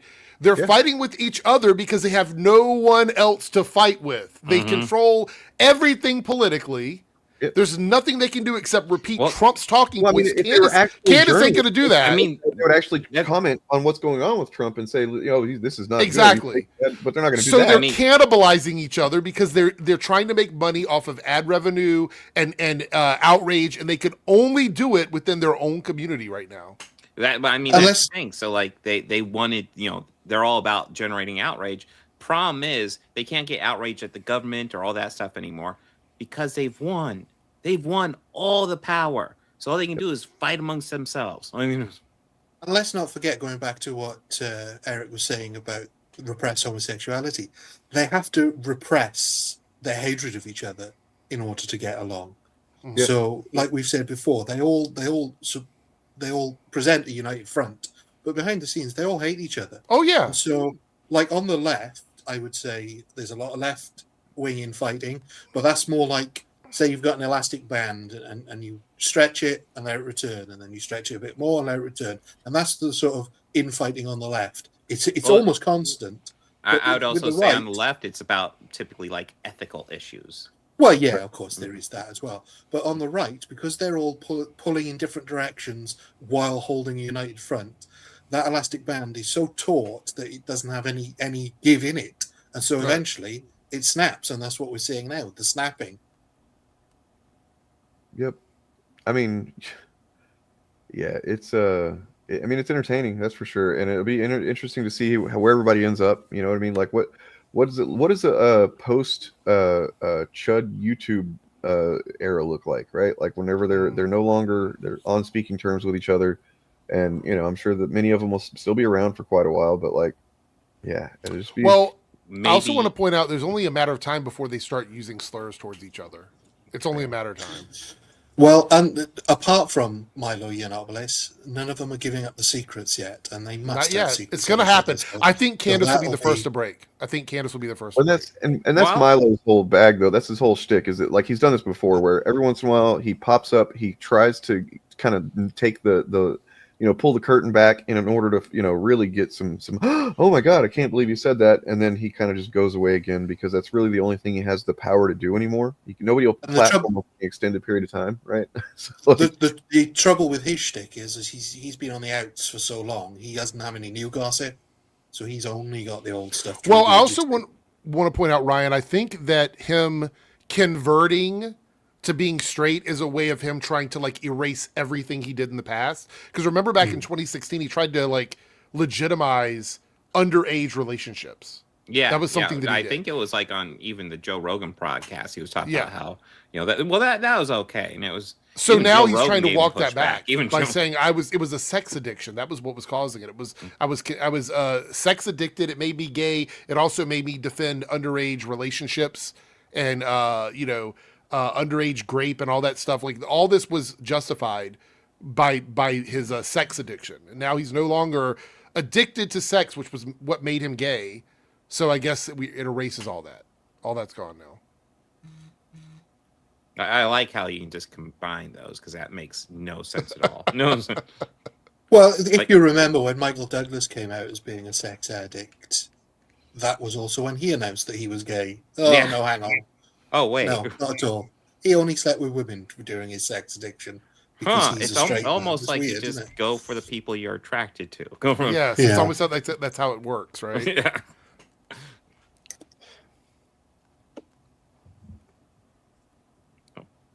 That happens since all of these people are funded by the same billionaire donors, so you'd think they'd have an incentive to zip their lips. Nonetheless, it's all falling apart, and you can't not come to that conclusion given everything that's transpired over the past couple of months. I mean, Nick Fuentes went to war with Ben Shapiro and seemingly won. Ben Shapiro is now struggling to hit 30 and even 20,000 views on certain videos, despite having 7 million subscribers. Now, to be fair, some of his videos do still pop off from time to time. Nonetheless, it's a far cry from where he was just a couple of years ago when he was at the top of his game. Now, additionally, you've got right-wingers like Glenn Beck off in La La Land somewhere posting interviews with AI George Washington, which we are absolutely going to get to. But first, I just got to say that this thumbnail, when I saw it for the first time, I laughed so fucking hard. Because what are we doing here, Glenn? You're like 85 years old. What's the point of this? But we'll talk about that later. You know what I want to point out also in this clip? That thumbnail looks suspiciously like a typical Chud thumbnail with like the orange and white writing. And I know that because I do these for my thumbnail. Mm-hmm. Oh, okay. We've lost Dane. We lost Dane. I do this shit with my thumbnails to make fun of this, Yeah. but they're doing this unironically. This is them legitimately doing these thumbnails. You know what I mean? What's even weirder looking at that, though, is that the Glenn Beck in the little box looks also AI generated. Yes. True. And True. And was George Washington from Italy? Was he an Italian American? Because he looks like a cross between Scorsese and De Niro. That's true. Because what are we doing here, Glenn? You're like 85 years old. What's the point of this? But we'll talk about that later. Now, on top of all of this, you've got Milo Yiannopoulos back out of nowhere accusing multiple conservatives of being closeted homosexuals, which I love it so much. And he's also, as he's accusing a bunch of right-wingers of being homosexuals, he's claiming, actually, nobody's really gay.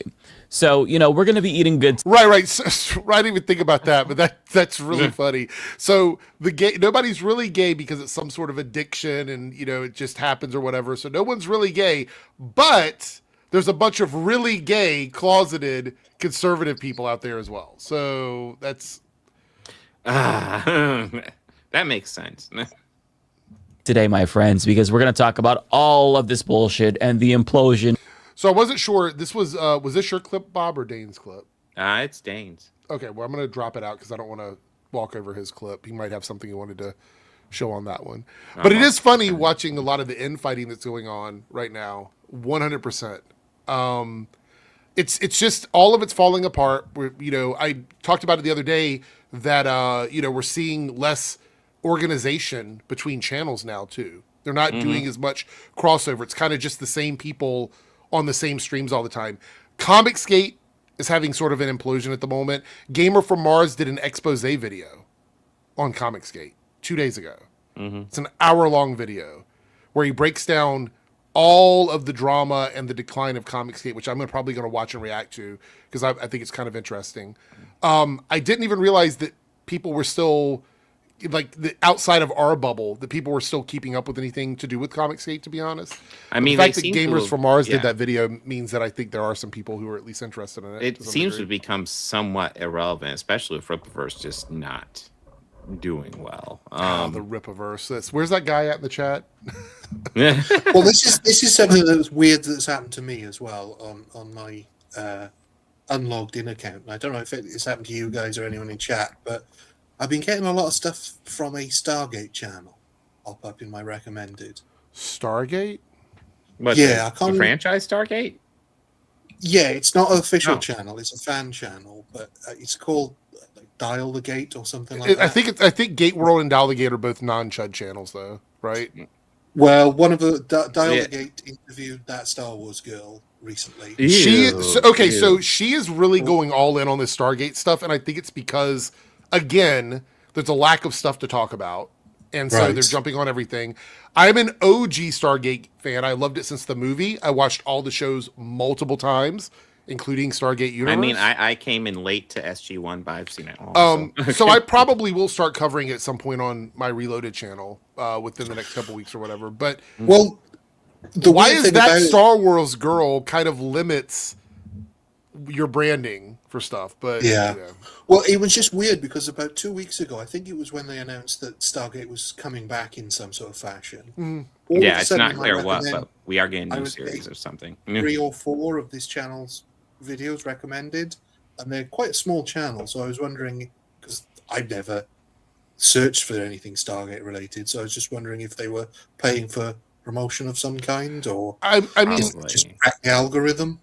my issue is, so this is my only concern, is if they're smaller channels, why would that Star Wars girl connect with those channels? First of all, that's the number one thing. Is it because she wants to pick up a new audience to come over and indoctrinate? Is that what she wants to do? Because that would be my first, that if I were guessing, that would be my first guess. But the other thing is, are they not researching these channels when they're inviting them on? Or are they just going, oh, it's a channel with like 400,000 subs or whatever. We just want to have them on our stream or whatever. I don't know. And I feel like there's an opportunity to sort of get ahead of this because this is a new show coming out. It's a new franchise. I think that we could prevent the pipeline from getting muddied up if we sort of start engaging in that content a little bit early as well, because it seems like they're jumping on it pretty quickly too. Yeah, I didn't know they were jumping on it. Of course, Stargate's been dead since. Well, she did a stream with Universe Nina ended. Infinity, who's kind of persona non grata for fucking Friday Night Tights after she started all the drama with Eric July and Dick Masterson. But she streamed with Nina. And I don't have a big issue with Nina. Nina said some chuddy stuff, but I don't think Nina Infinity's like a full-on chud. She's just kind of in that group or whatever, Yeah, so she's not really been on my radar. But she might just be a dipshit. yeah, I think that's kind of the situation. But she was streaming with Anna, Star Wars girl, about Stargate. So Interesting comment from Big Fieldy, though, saying that there was a bunch of pushback against her being on this podcast. Oh, I'm wondering really? if she's. I wonder if she's trying to avoid getting Melanie macked. Maybe.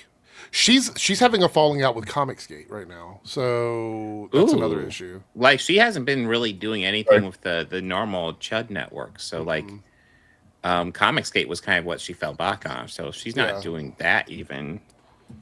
Whose podcast was she on? Dial the Gate, Stargate podcast with a small channel. Oh, wow. Yeah, all of a sudden it started getting pushed in my recommended on my unsigned in account. I couldn't work out why, and then just a couple of days ago, I used to know some people associated with the Stargate group because I was pretty heavy in their forums back in the day. Yeah, I don't know mean, if I any of those remember people are still following there. Gate World back in the day. Like I said, I haven't really been really engaged with Stargate simply because there hasn't been anything happening with it. Yeah. But yeah, her last video was a Stargate video, although it was 2 weeks ago.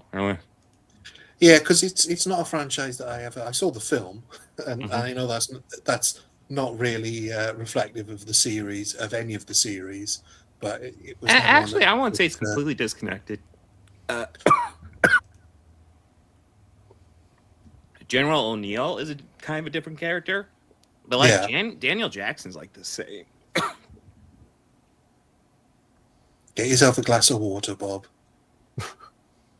Oh, you're still muted.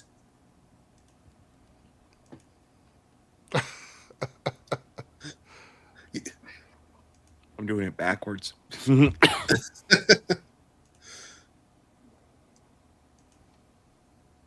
Interesting. Yes, it's like when they've talked about doing Battlestar Galactica again a couple of times now over the years, and it seems to be that they decided already that if they do, it's going to be a complete reboot, I guess, which I'm not really. Which I'm sad. Caprica had potential, I thought. I think, though, in many ways, Battlestar Galactica rebooting every few years is kind of poetic based on the concept for the series. Yeah, true. All this has happened before. All this will happen again next time the ratings are down.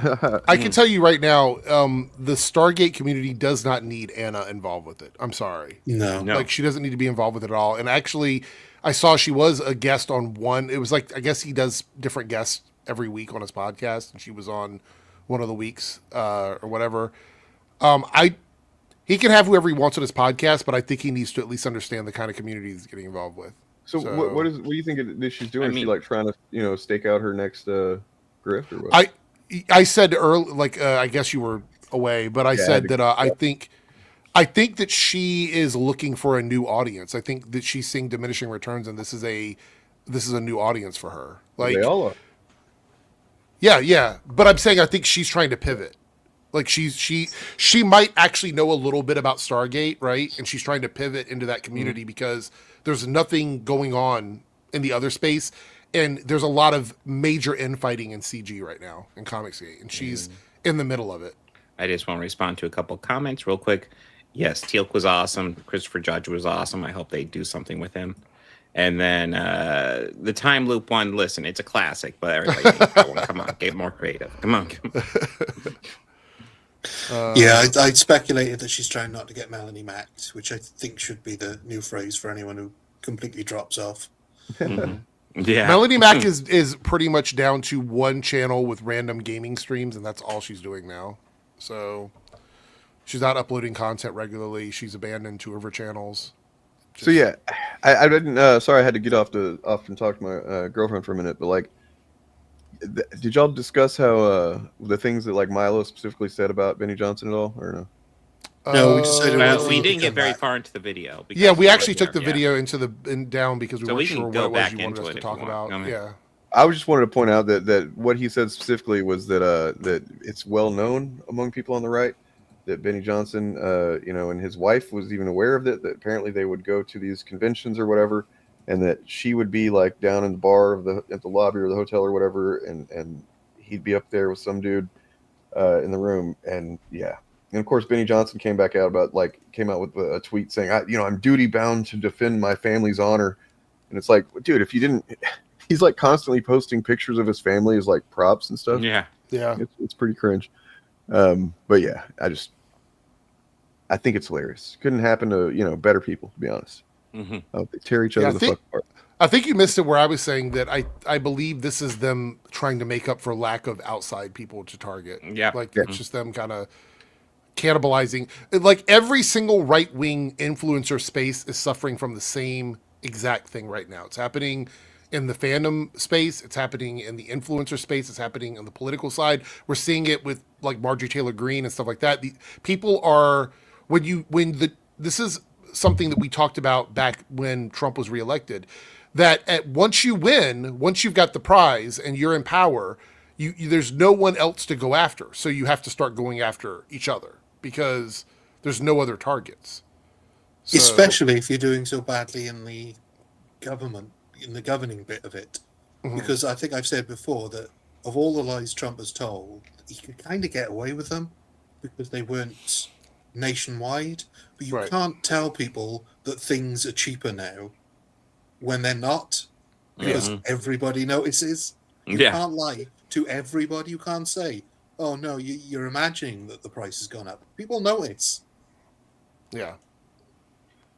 So y'all, we mentioned that Tim Pool, I have no evidence of this obviously, but it is my opinion that he's probably just lying about his house being shot at or whatever. Do you mean Russian asset Temple? Right. Okay. It just seems like, because if you've seen the clip of him talking about it, he's specifically complaining about not making enough money, and that he might not be able to do the show. It seems like it's almost like an extortion type of thing for content. He's like, we might not be able to show anymore. Too much money goes into it, and I'm not talking about production. I'm talking about security. Because we got shot at. So like maybe the 19th might be the last time we do the show. and it's pretty nakedly to me just like, please send us money, or yeah. Well, he did the same thing, but he didn't have this story to fall back on. But 6 months ago, he was groveling that he would have to shut down parts of his show because he didn't have enough money, and then shut it down. I'm sorry, if you're not making enough money from doing your job, then your business has failed. Goodbye. You want to talk about capitalism, business isn't failure? it? Want to talk about business failures? Is any Air July fans in the chat? Mm. Someone sent this over to me. This is the RippleWorks crowdfunding thing. He hasn't even met his first goal yet. He's only got 255 supporters. Oh, 255 supporters. Has there ever been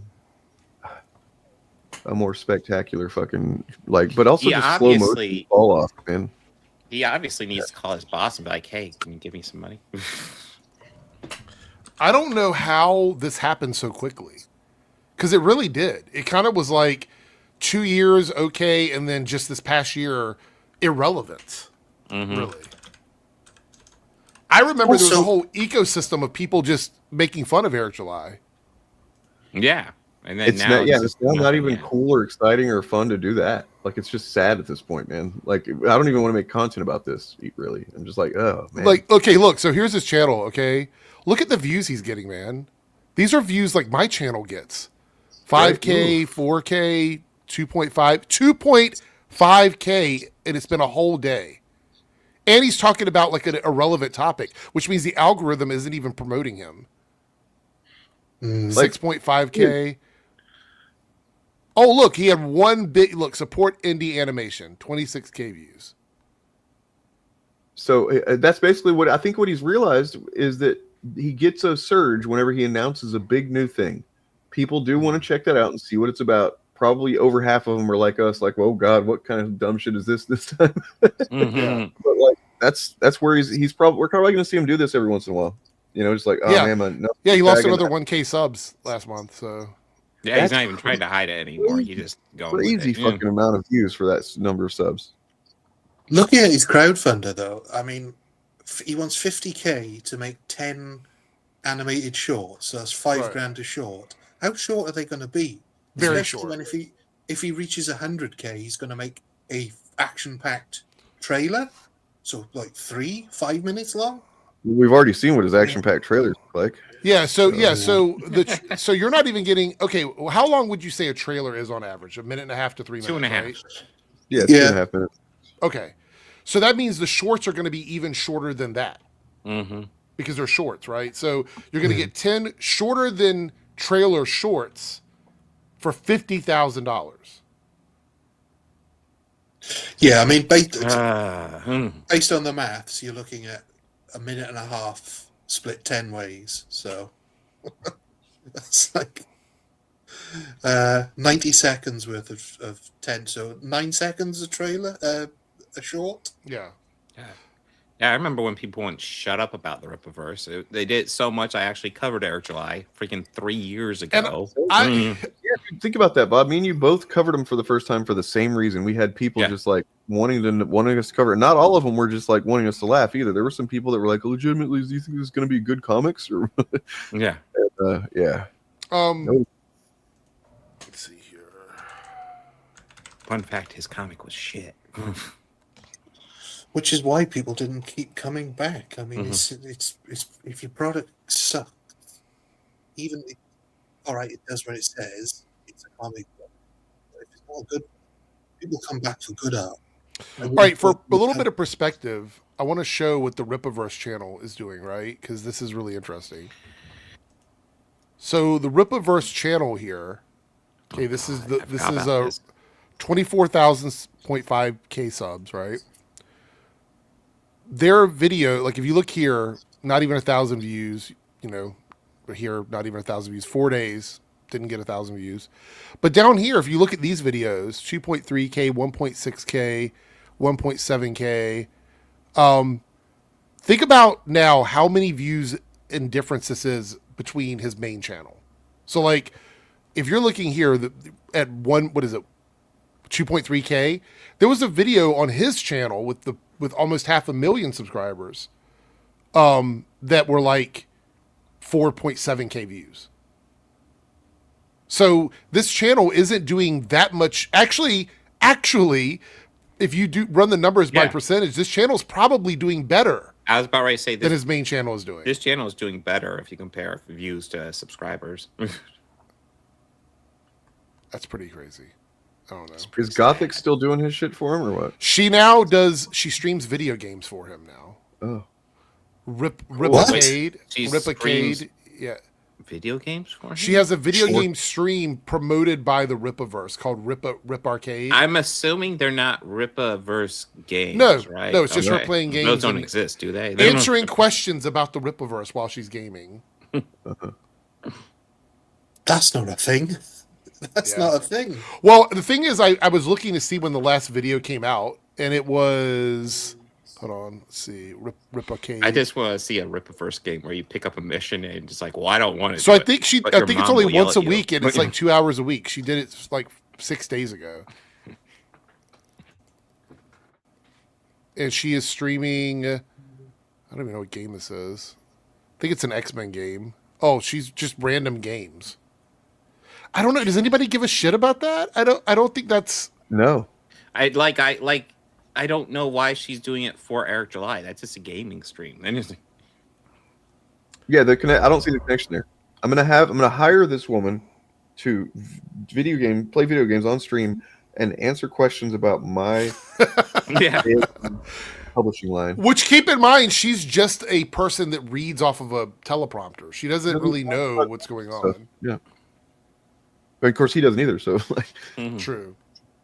Well, presumably, because he is such a business genius, he will have given her a ridiculous contract for however long that he's just got to try and sort of let her work off.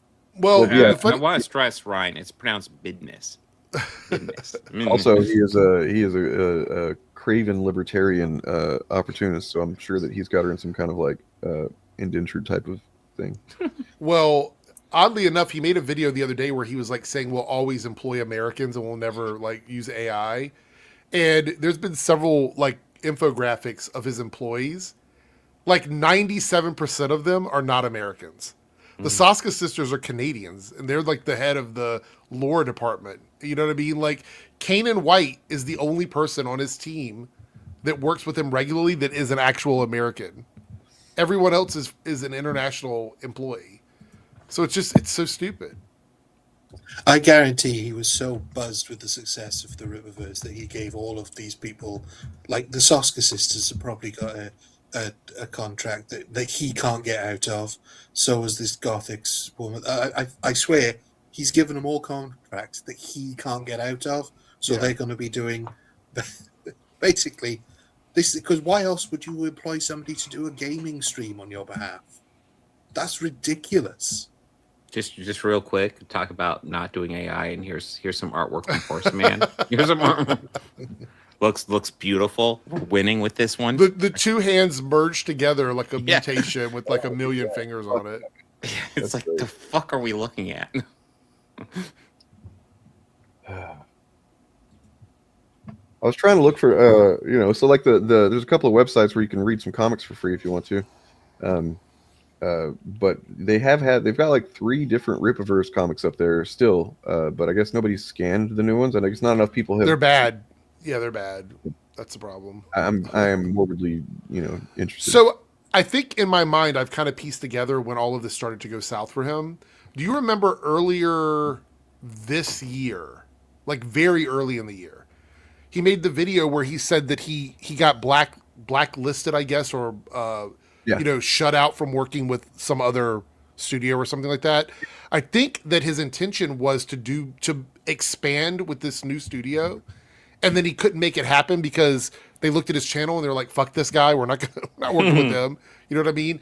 I think that forced him to pivot a little bit, and he's not really been able to recover since. I mean, I don't disagree, but I just think that there's been a series of it's death by 1,000 cuts, man. It's been like every single thing that we've probably covered has had some effect negatively on the overall outcome. Like everything from, Bob's debate, to like I still see that shit mentioned in the wild. Basically, anytime I go to Reddit or something and see him talked about, that comes up. And then, and then the Miles Morales clip as well. Yeah, the Miles Morales clip as well. And then just Ethan did a lot of damage to this fucking guy. You know, and that was the point. Like, I mean, the Comicsgate basically became entirely about they pivoted their entire focus from let's talk shit on woke SJW, Marvel, and DC or whatever to just we're all anti-Rippaverse now, and we're gonna, you know, whoever didn't stick with Rippaverse anyway, and it just became that's what it was about, and it was hilarious for a long period of time. Basically, once you become a lol cow to that degree, I don't know, man, you know. But yes, you're right. That had that on the business front, that had an effect for sure because he couldn't, you know, get the talent in the studio to help him expand. But I mean, the fact is, he didn't have the fucking demand for the books anyway. So like, what was going to bring all these people in? And then he's like, well, nobody's buying any books anyway. Right. So I mean, it was just at every angle, or every you know way you could look at it, he was getting screwing himself basically. I want to also point out that there's going to be a documentary here on YouTube sometime in the near future about the rise and fall of Eric July, and Bob's clip will 100% be included in that with that rant. It'll 100% be in there. Oh, I'd forgotten this. I was just reminded when he got that award. Oh yeah, right. Oh God. Oh, you're talking about that weird. I thought you were talking about the award I gave him, but you're talking about the other one. No, the legitimate. Was it a libertarian university? Yes, gave him the Young Businessman of the Year award. The Young Businessman. That's how he spelled it on the. You're saying my award wasn't legitimate? Okay, I see. I've had a couple of comments now, so I feel I should address why I'm in a new camera Dane, position. I would never ever say your award isn't legitimate. Thank you. It's because my Christmas decorations are up, so I can't use the table the desk that I previously had my setup on. So that's why. Sketchy's called it the boss angle, but there's other people that use that angle on social media. But I was not going to say anything. I'm far too innocent to know what any of this means. And I'm just sitting here trying to think of which thing Eric is thinking of. There's a lot of them. There's a lot of them. But anyway, the boss angle is not what I've ever heard, but that's a new one. But I appreciate it. So I'm gonna have to go here in a minute, but I do want to share. Yeah, I got to jump out of here too. So I found a subreddit. If you guys get bored, just go to r/I am very badass, where you'll get gems like this.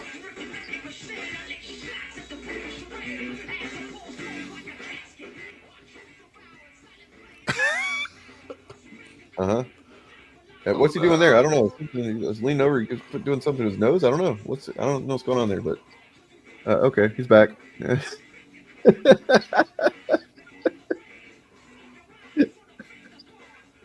I cannot. What? Wait, what is the name of this Reddit? I am very badass. Okay. Fred Duff. Oh no! No, I'm just my brain's computing wearing a MAGA hat and listening to Rage Against the Machine. Oh yeah, he's raging. What's somehow. the weight belt for? I don't know. What's the things on his wrist for? What's he doing there? Is that a gun he's doing? Those are also a weights thing. You wrap them around the bar so that when you lift. No, I mean, like, why is he dancing around in it like that? You know what I mean? Well, like, he's just been pumping iron, and now he's still and this guy is convinced. This is during the whole shutdown thing. He was like, I guess he probably saw something on Facebook where somebody said that you got to watch out because once people run out of their EBT, they're going to steal your grocery cart. Oh no! You need to take it very seriously. Because that person that you're going to steal my basket full of groceries after I leave the store? Yeah, I don't think so there, Hen. I've seen a lot of videos talking about how people's EBT is getting cut off, and so they're going to be stealing groceries straight out of the store. But I've also seen a lot of videos talking about how people are going to grab baskets whenever they come out of the store. That way they're not stealing from the store, they're stealing from an individual. What difference does that make? Well, you grab my shopping cart full of groceries that I bought and paid for with my fucking money. And you're going to hear two sounds. There's going to be three sounds. You're going to hear three sounds, but you might not hear the third sound. There's going to be two sounds. The first sound you're going to hear me. I love how he can't figure out how many sounds you're going to hear. No, he's counting them in real time. One? No, wait, that other sound they won't hear. Maybe, wait, the math in my head's not working. I guess which sound are they going to hear? You might hear it, but you might not remember it. But, somebody will tell you about it. He's obviously half remembered the only two sounds you're going to hear is me hitting you and you hitting the floor, but it's somewhere in there. But based on that voice, I'm going to nominate him as Ham Elliott. Ham Elliott, and then he just looks like Brian Doyle Murray for sure. Yeah. Then there's this guy. He's a gem here. Going to the flea market today. Oh no! I hope there's some soy boy bottom bitches that don't like my hat and have something to say about Charlie Kirk. Really do. Soy boy bottom bitches. Is that so? Now straight incels know like gay terminology and they think they got something. Like, oh, I'm going to call I know that what a bottom guy. is. I'm going to call that guy Frank Whitecastle. Oh my God. He might be. That is, it happens. Yeah. The Garnisher. the Toilet Punisher. Oh God. Good That times. toilet didn't deserve that. Anyway. I mean, yeah. I mean, look. The weight is not the problem. The weight is it's the ideas that have like go the fuck outside, man. Literally touch grass. Yeah, I don't care about the weight. I carry a bunch of weight Same myself. goes It doesn't around. bother me. But I still can have secondhand embarrassment from people like that. Well, Yeah. What am I looking at? What am I seeing? Yeah. I mean, Some in a soy way, boy bottom also, bitches. I think there's more value to it than just laughing at these people. I think it is important to understand how fucking twisted some of these, just these algorithms on Facebook and whatnot, and TikTok, I guess now too, have gotten certain people that aren't, aware enough of, like I said earlier, they look at this stuff all day long, they scroll and they think that this is just reality. Oh, so everybody's talking about Charlie Kirk. I hope there's a fucking soy boy talking about Charlie Kirk so I can fight him. And it's like, not good. No. No, it has to be a soy boy bottom bitch. It has to be all the elements. You can't just do partials. Yeah, it was giving very Fruitopia for sure. It's like, do you not realize that this dude didn't realize he just said he hopes he runs into a soy boy bottom bitch? Okay. Well, I think he wanted the bottom bitch for something else. That's what I think it was. Oh. Like it wasn't. He was like, "I'm going A to soy fight boy, the soy comma. boy, bottom bitch." So he can like he fight the soy boy, and then the bottom bitch. That's a different scenario. He just didn't get to it yet. Well, I mean, Well, you can't legitimately, like, really do anything with that scenario of two bottoms. It would just get weird. Sincerely, it sucks because these people are kind of in a fucked up way victims of corporate bullshit. Like so many of us. But, yeah. They would have to get creative. Maybe he'd have to find a new toy if he found another bottom bitch, being a bottom bitch himself. But I think the important thing to learn about what we talked about today is that fascists don't have any friends. Okay? No. They're all just opportunists. They're all just fucking grifters. They're all just using each other, and it's sad, because I know us here we're all best pals. We talk all the time. We're all too busy to talk all the time. That's the problem. We are, but I mean the fact that too, we don't yeah. really make a lot of money doing this at all, right? This is not a money making venture. We still do it every fucking Wednesday because it's the only time we can manage to get together with our busy lives, and I think that's a testament to the fact that we're doing it for the right reasons. Speaking of, how does it look moving forward this month? Because I know people have a lot of family stuff going on the rest of this month. 17th, and then the 24th and the 31st, which is New Year's Eve. So. What is the days fall on? Let's see. Okay, yeah. So next week is Christmas Eve. I could do that day probably. No. 2 weeks is Christmas. 2 weeks. Next week. Yeah. 2 weeks. You're right. So I mean, if anybody else is available and wants to, I'm not. 2 weeks. Anybody's available and wants to, I could do a short one probably. Earlier in the day because I don't think we do Christmassy stuff until the evening anyway. And then probably not on the Christmas day for sure. And then New Year's Eve is what? Literally Wednesday. So I will be doing a stream tomorrow just to announce that real fast before I forget. But also I might do a Christmas Day stream. We'll see if my family wants me to do something. Yeah, I might do something on Christmas Day, but on Christmas Eve might be rough, which is the 24th. Yeah, I have my kids till 10 some p.m. people on do Christmas Eve, Day celebrations, some do Christmas Eve, and it's we're doing Eve because people might be here overnight till the next day because they're not working the next day. So I'm actually thinking I might explore the idea of a New Year's Eve stream. Well, that might be fun. I'll be. That might be fun. But yeah, I did it. I think I did it without really planning it and just kind of last minute the last time I did it. so it wasn't a whole lot of people, but like I might. It's very likely my work schedule won't allow it, but if it does, I would jump in. Well, we can let everybody know that there will be some disruptions, but I think next week we're okay for. Yeah, I think next week. is next fine week for everybody. Sort it out amongst ourselves, and then next week we can let people know. You know what? It might be a good idea to do, and I would be willing to, kind of put this together if we can talk about it off stream. But like, I don't know, some kind of content compilation, like a day-long stream of content of just a bunch of our content or something like that on the SHILL Clips channel or some shit. I don't know. Could be fun. Do a comp. I don't know. What did you think about the Sydney Sweeney comment, Dane? Did you see that, Bob? Oh yeah, we didn't really get into that, did we? I consider it too little, too late. Too little. She seems like a pretty fucking, kind of shitty person. Oh yeah, she's light. I don't like her. The confidence with which she just a couple of weeks ago was like, if I have something to say, I'll say it, And now she's like, oh, I really like racism's bad. like literally back when she was asked that podcast, all she had to say was eugenics bad. Yeah. That's literally all she had to say, and she couldn't even say that because she's a fucking coward. She could have easily made it. She could have said something that still put the emphasis on how silly everybody was being. She could have made a statement like that. She could have been like, no, of course I don't, support any racism. It's like, this is ridiculous that people even took that from that. Like, it's stupid, of course. Or even she could have said, I'm not prepared to answer that now, but I am going to release a statement about it within the coming days. But no, instead. No, the way that she answered it was very specifically like this doesn't matter to me, and so whenever something I do care about, I'll mention it then. You know what I mean? And then now it's like, okay, so you care now, right? Yeah, because all her movies are bombing, and she has another movie coming out. She's desperate for not 100%. That studio was like, hey, you gotta say something because we don't want your movie to bomb, and it's gonna bomb. We could, you know what? I forgot to bring this up last week. I do want to mention it as last thing, since we're talking about her. And we talked about. What's up? If you want to do it as a last thing, I think that's a really interesting question from Bradley Ghost. Have you ever met or encountered the chuds you discuss in real life? I mean, obviously I haven't. They live in a different country mostly. Like I said, for the most part, they're at Horror Hound. World-class bullshitters do have a table. I've never gone to visit them though.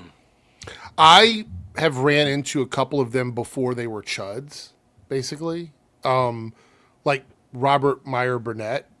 I ran into him before. And a couple other the lower channels or whatever I've seen at conventions, but the big guys, no, I've never ran into any of the bigger channels. Well, I mean, Eric July did threaten Bob. Right. Sorry. True. So probably one to avoid. So here you got Drew. He really could have just stopped after saying Sydney Sweeney. There's no point in hiring Sydney Sweeney. Period. Right. Cool. Agreed. But he continued, if you're going to dress her in a maid's outfit in the posters, but make sure she's covered up. Does he even know what the movie's about? No, I mean, he's saying what we all knew. He's just a fan of her tits. Right. And a film where she's got naked. Just enjoy that. But they probably don't even know that. Robert Meyer Burnett is like hat part-time chud. He's like designed this, and he definitely has gone on the anti Star Trek new Star Trek because of the fact that they had queer people in it, basically. Yeah. Yeah, I guess we gotta talk about that poster too, but I don't know. I kind of don't care. What poster? What, the Star Trek poster? Yeah, I've talked about it several times. Yeah, I think it's just one of those things where people are getting mad about. It's obviously being marketed towards a younger crowd. It's not being marketed towards me. Wait, what are we talking about? I'm still gonna watch it. I'm confused. Whatever. All right, I'll look into it. But yeah, fucking Disprove, man. He's a really, really, really dumb chud. Yep. Which is unfortunate because he's also hideous. So he's like there's like we should do like a tier ranking of the ones that are like we think are the most unintelligent, because I think there's a lot of them that fall into that category. But then I think we should just rank them based on attractiveness too. You know what?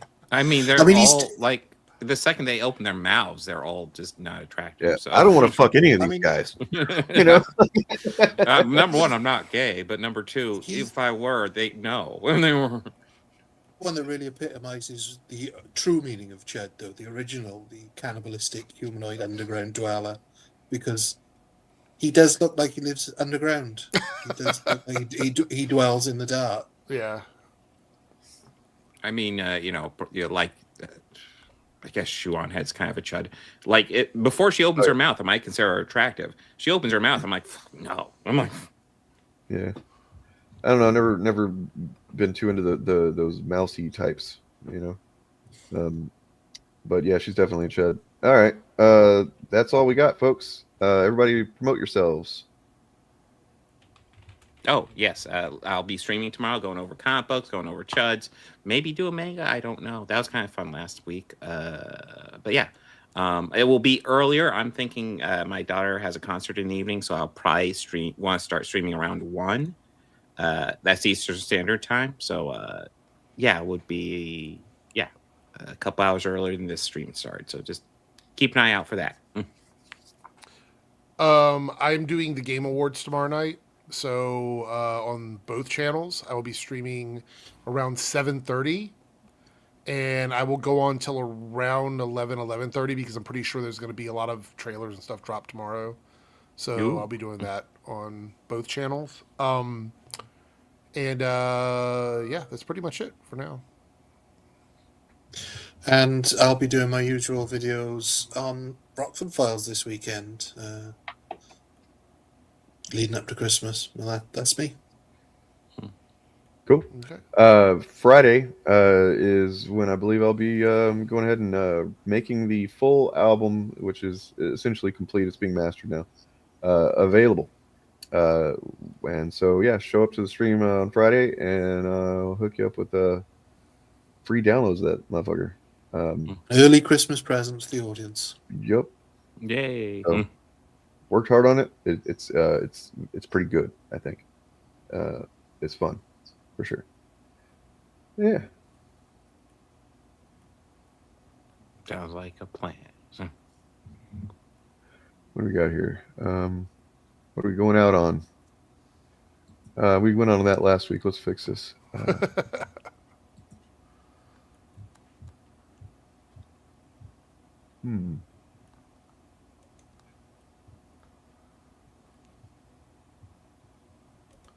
Got it.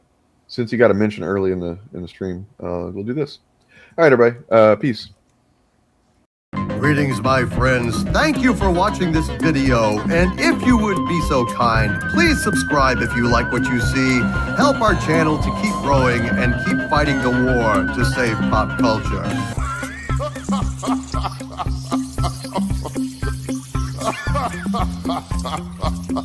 This leak continues.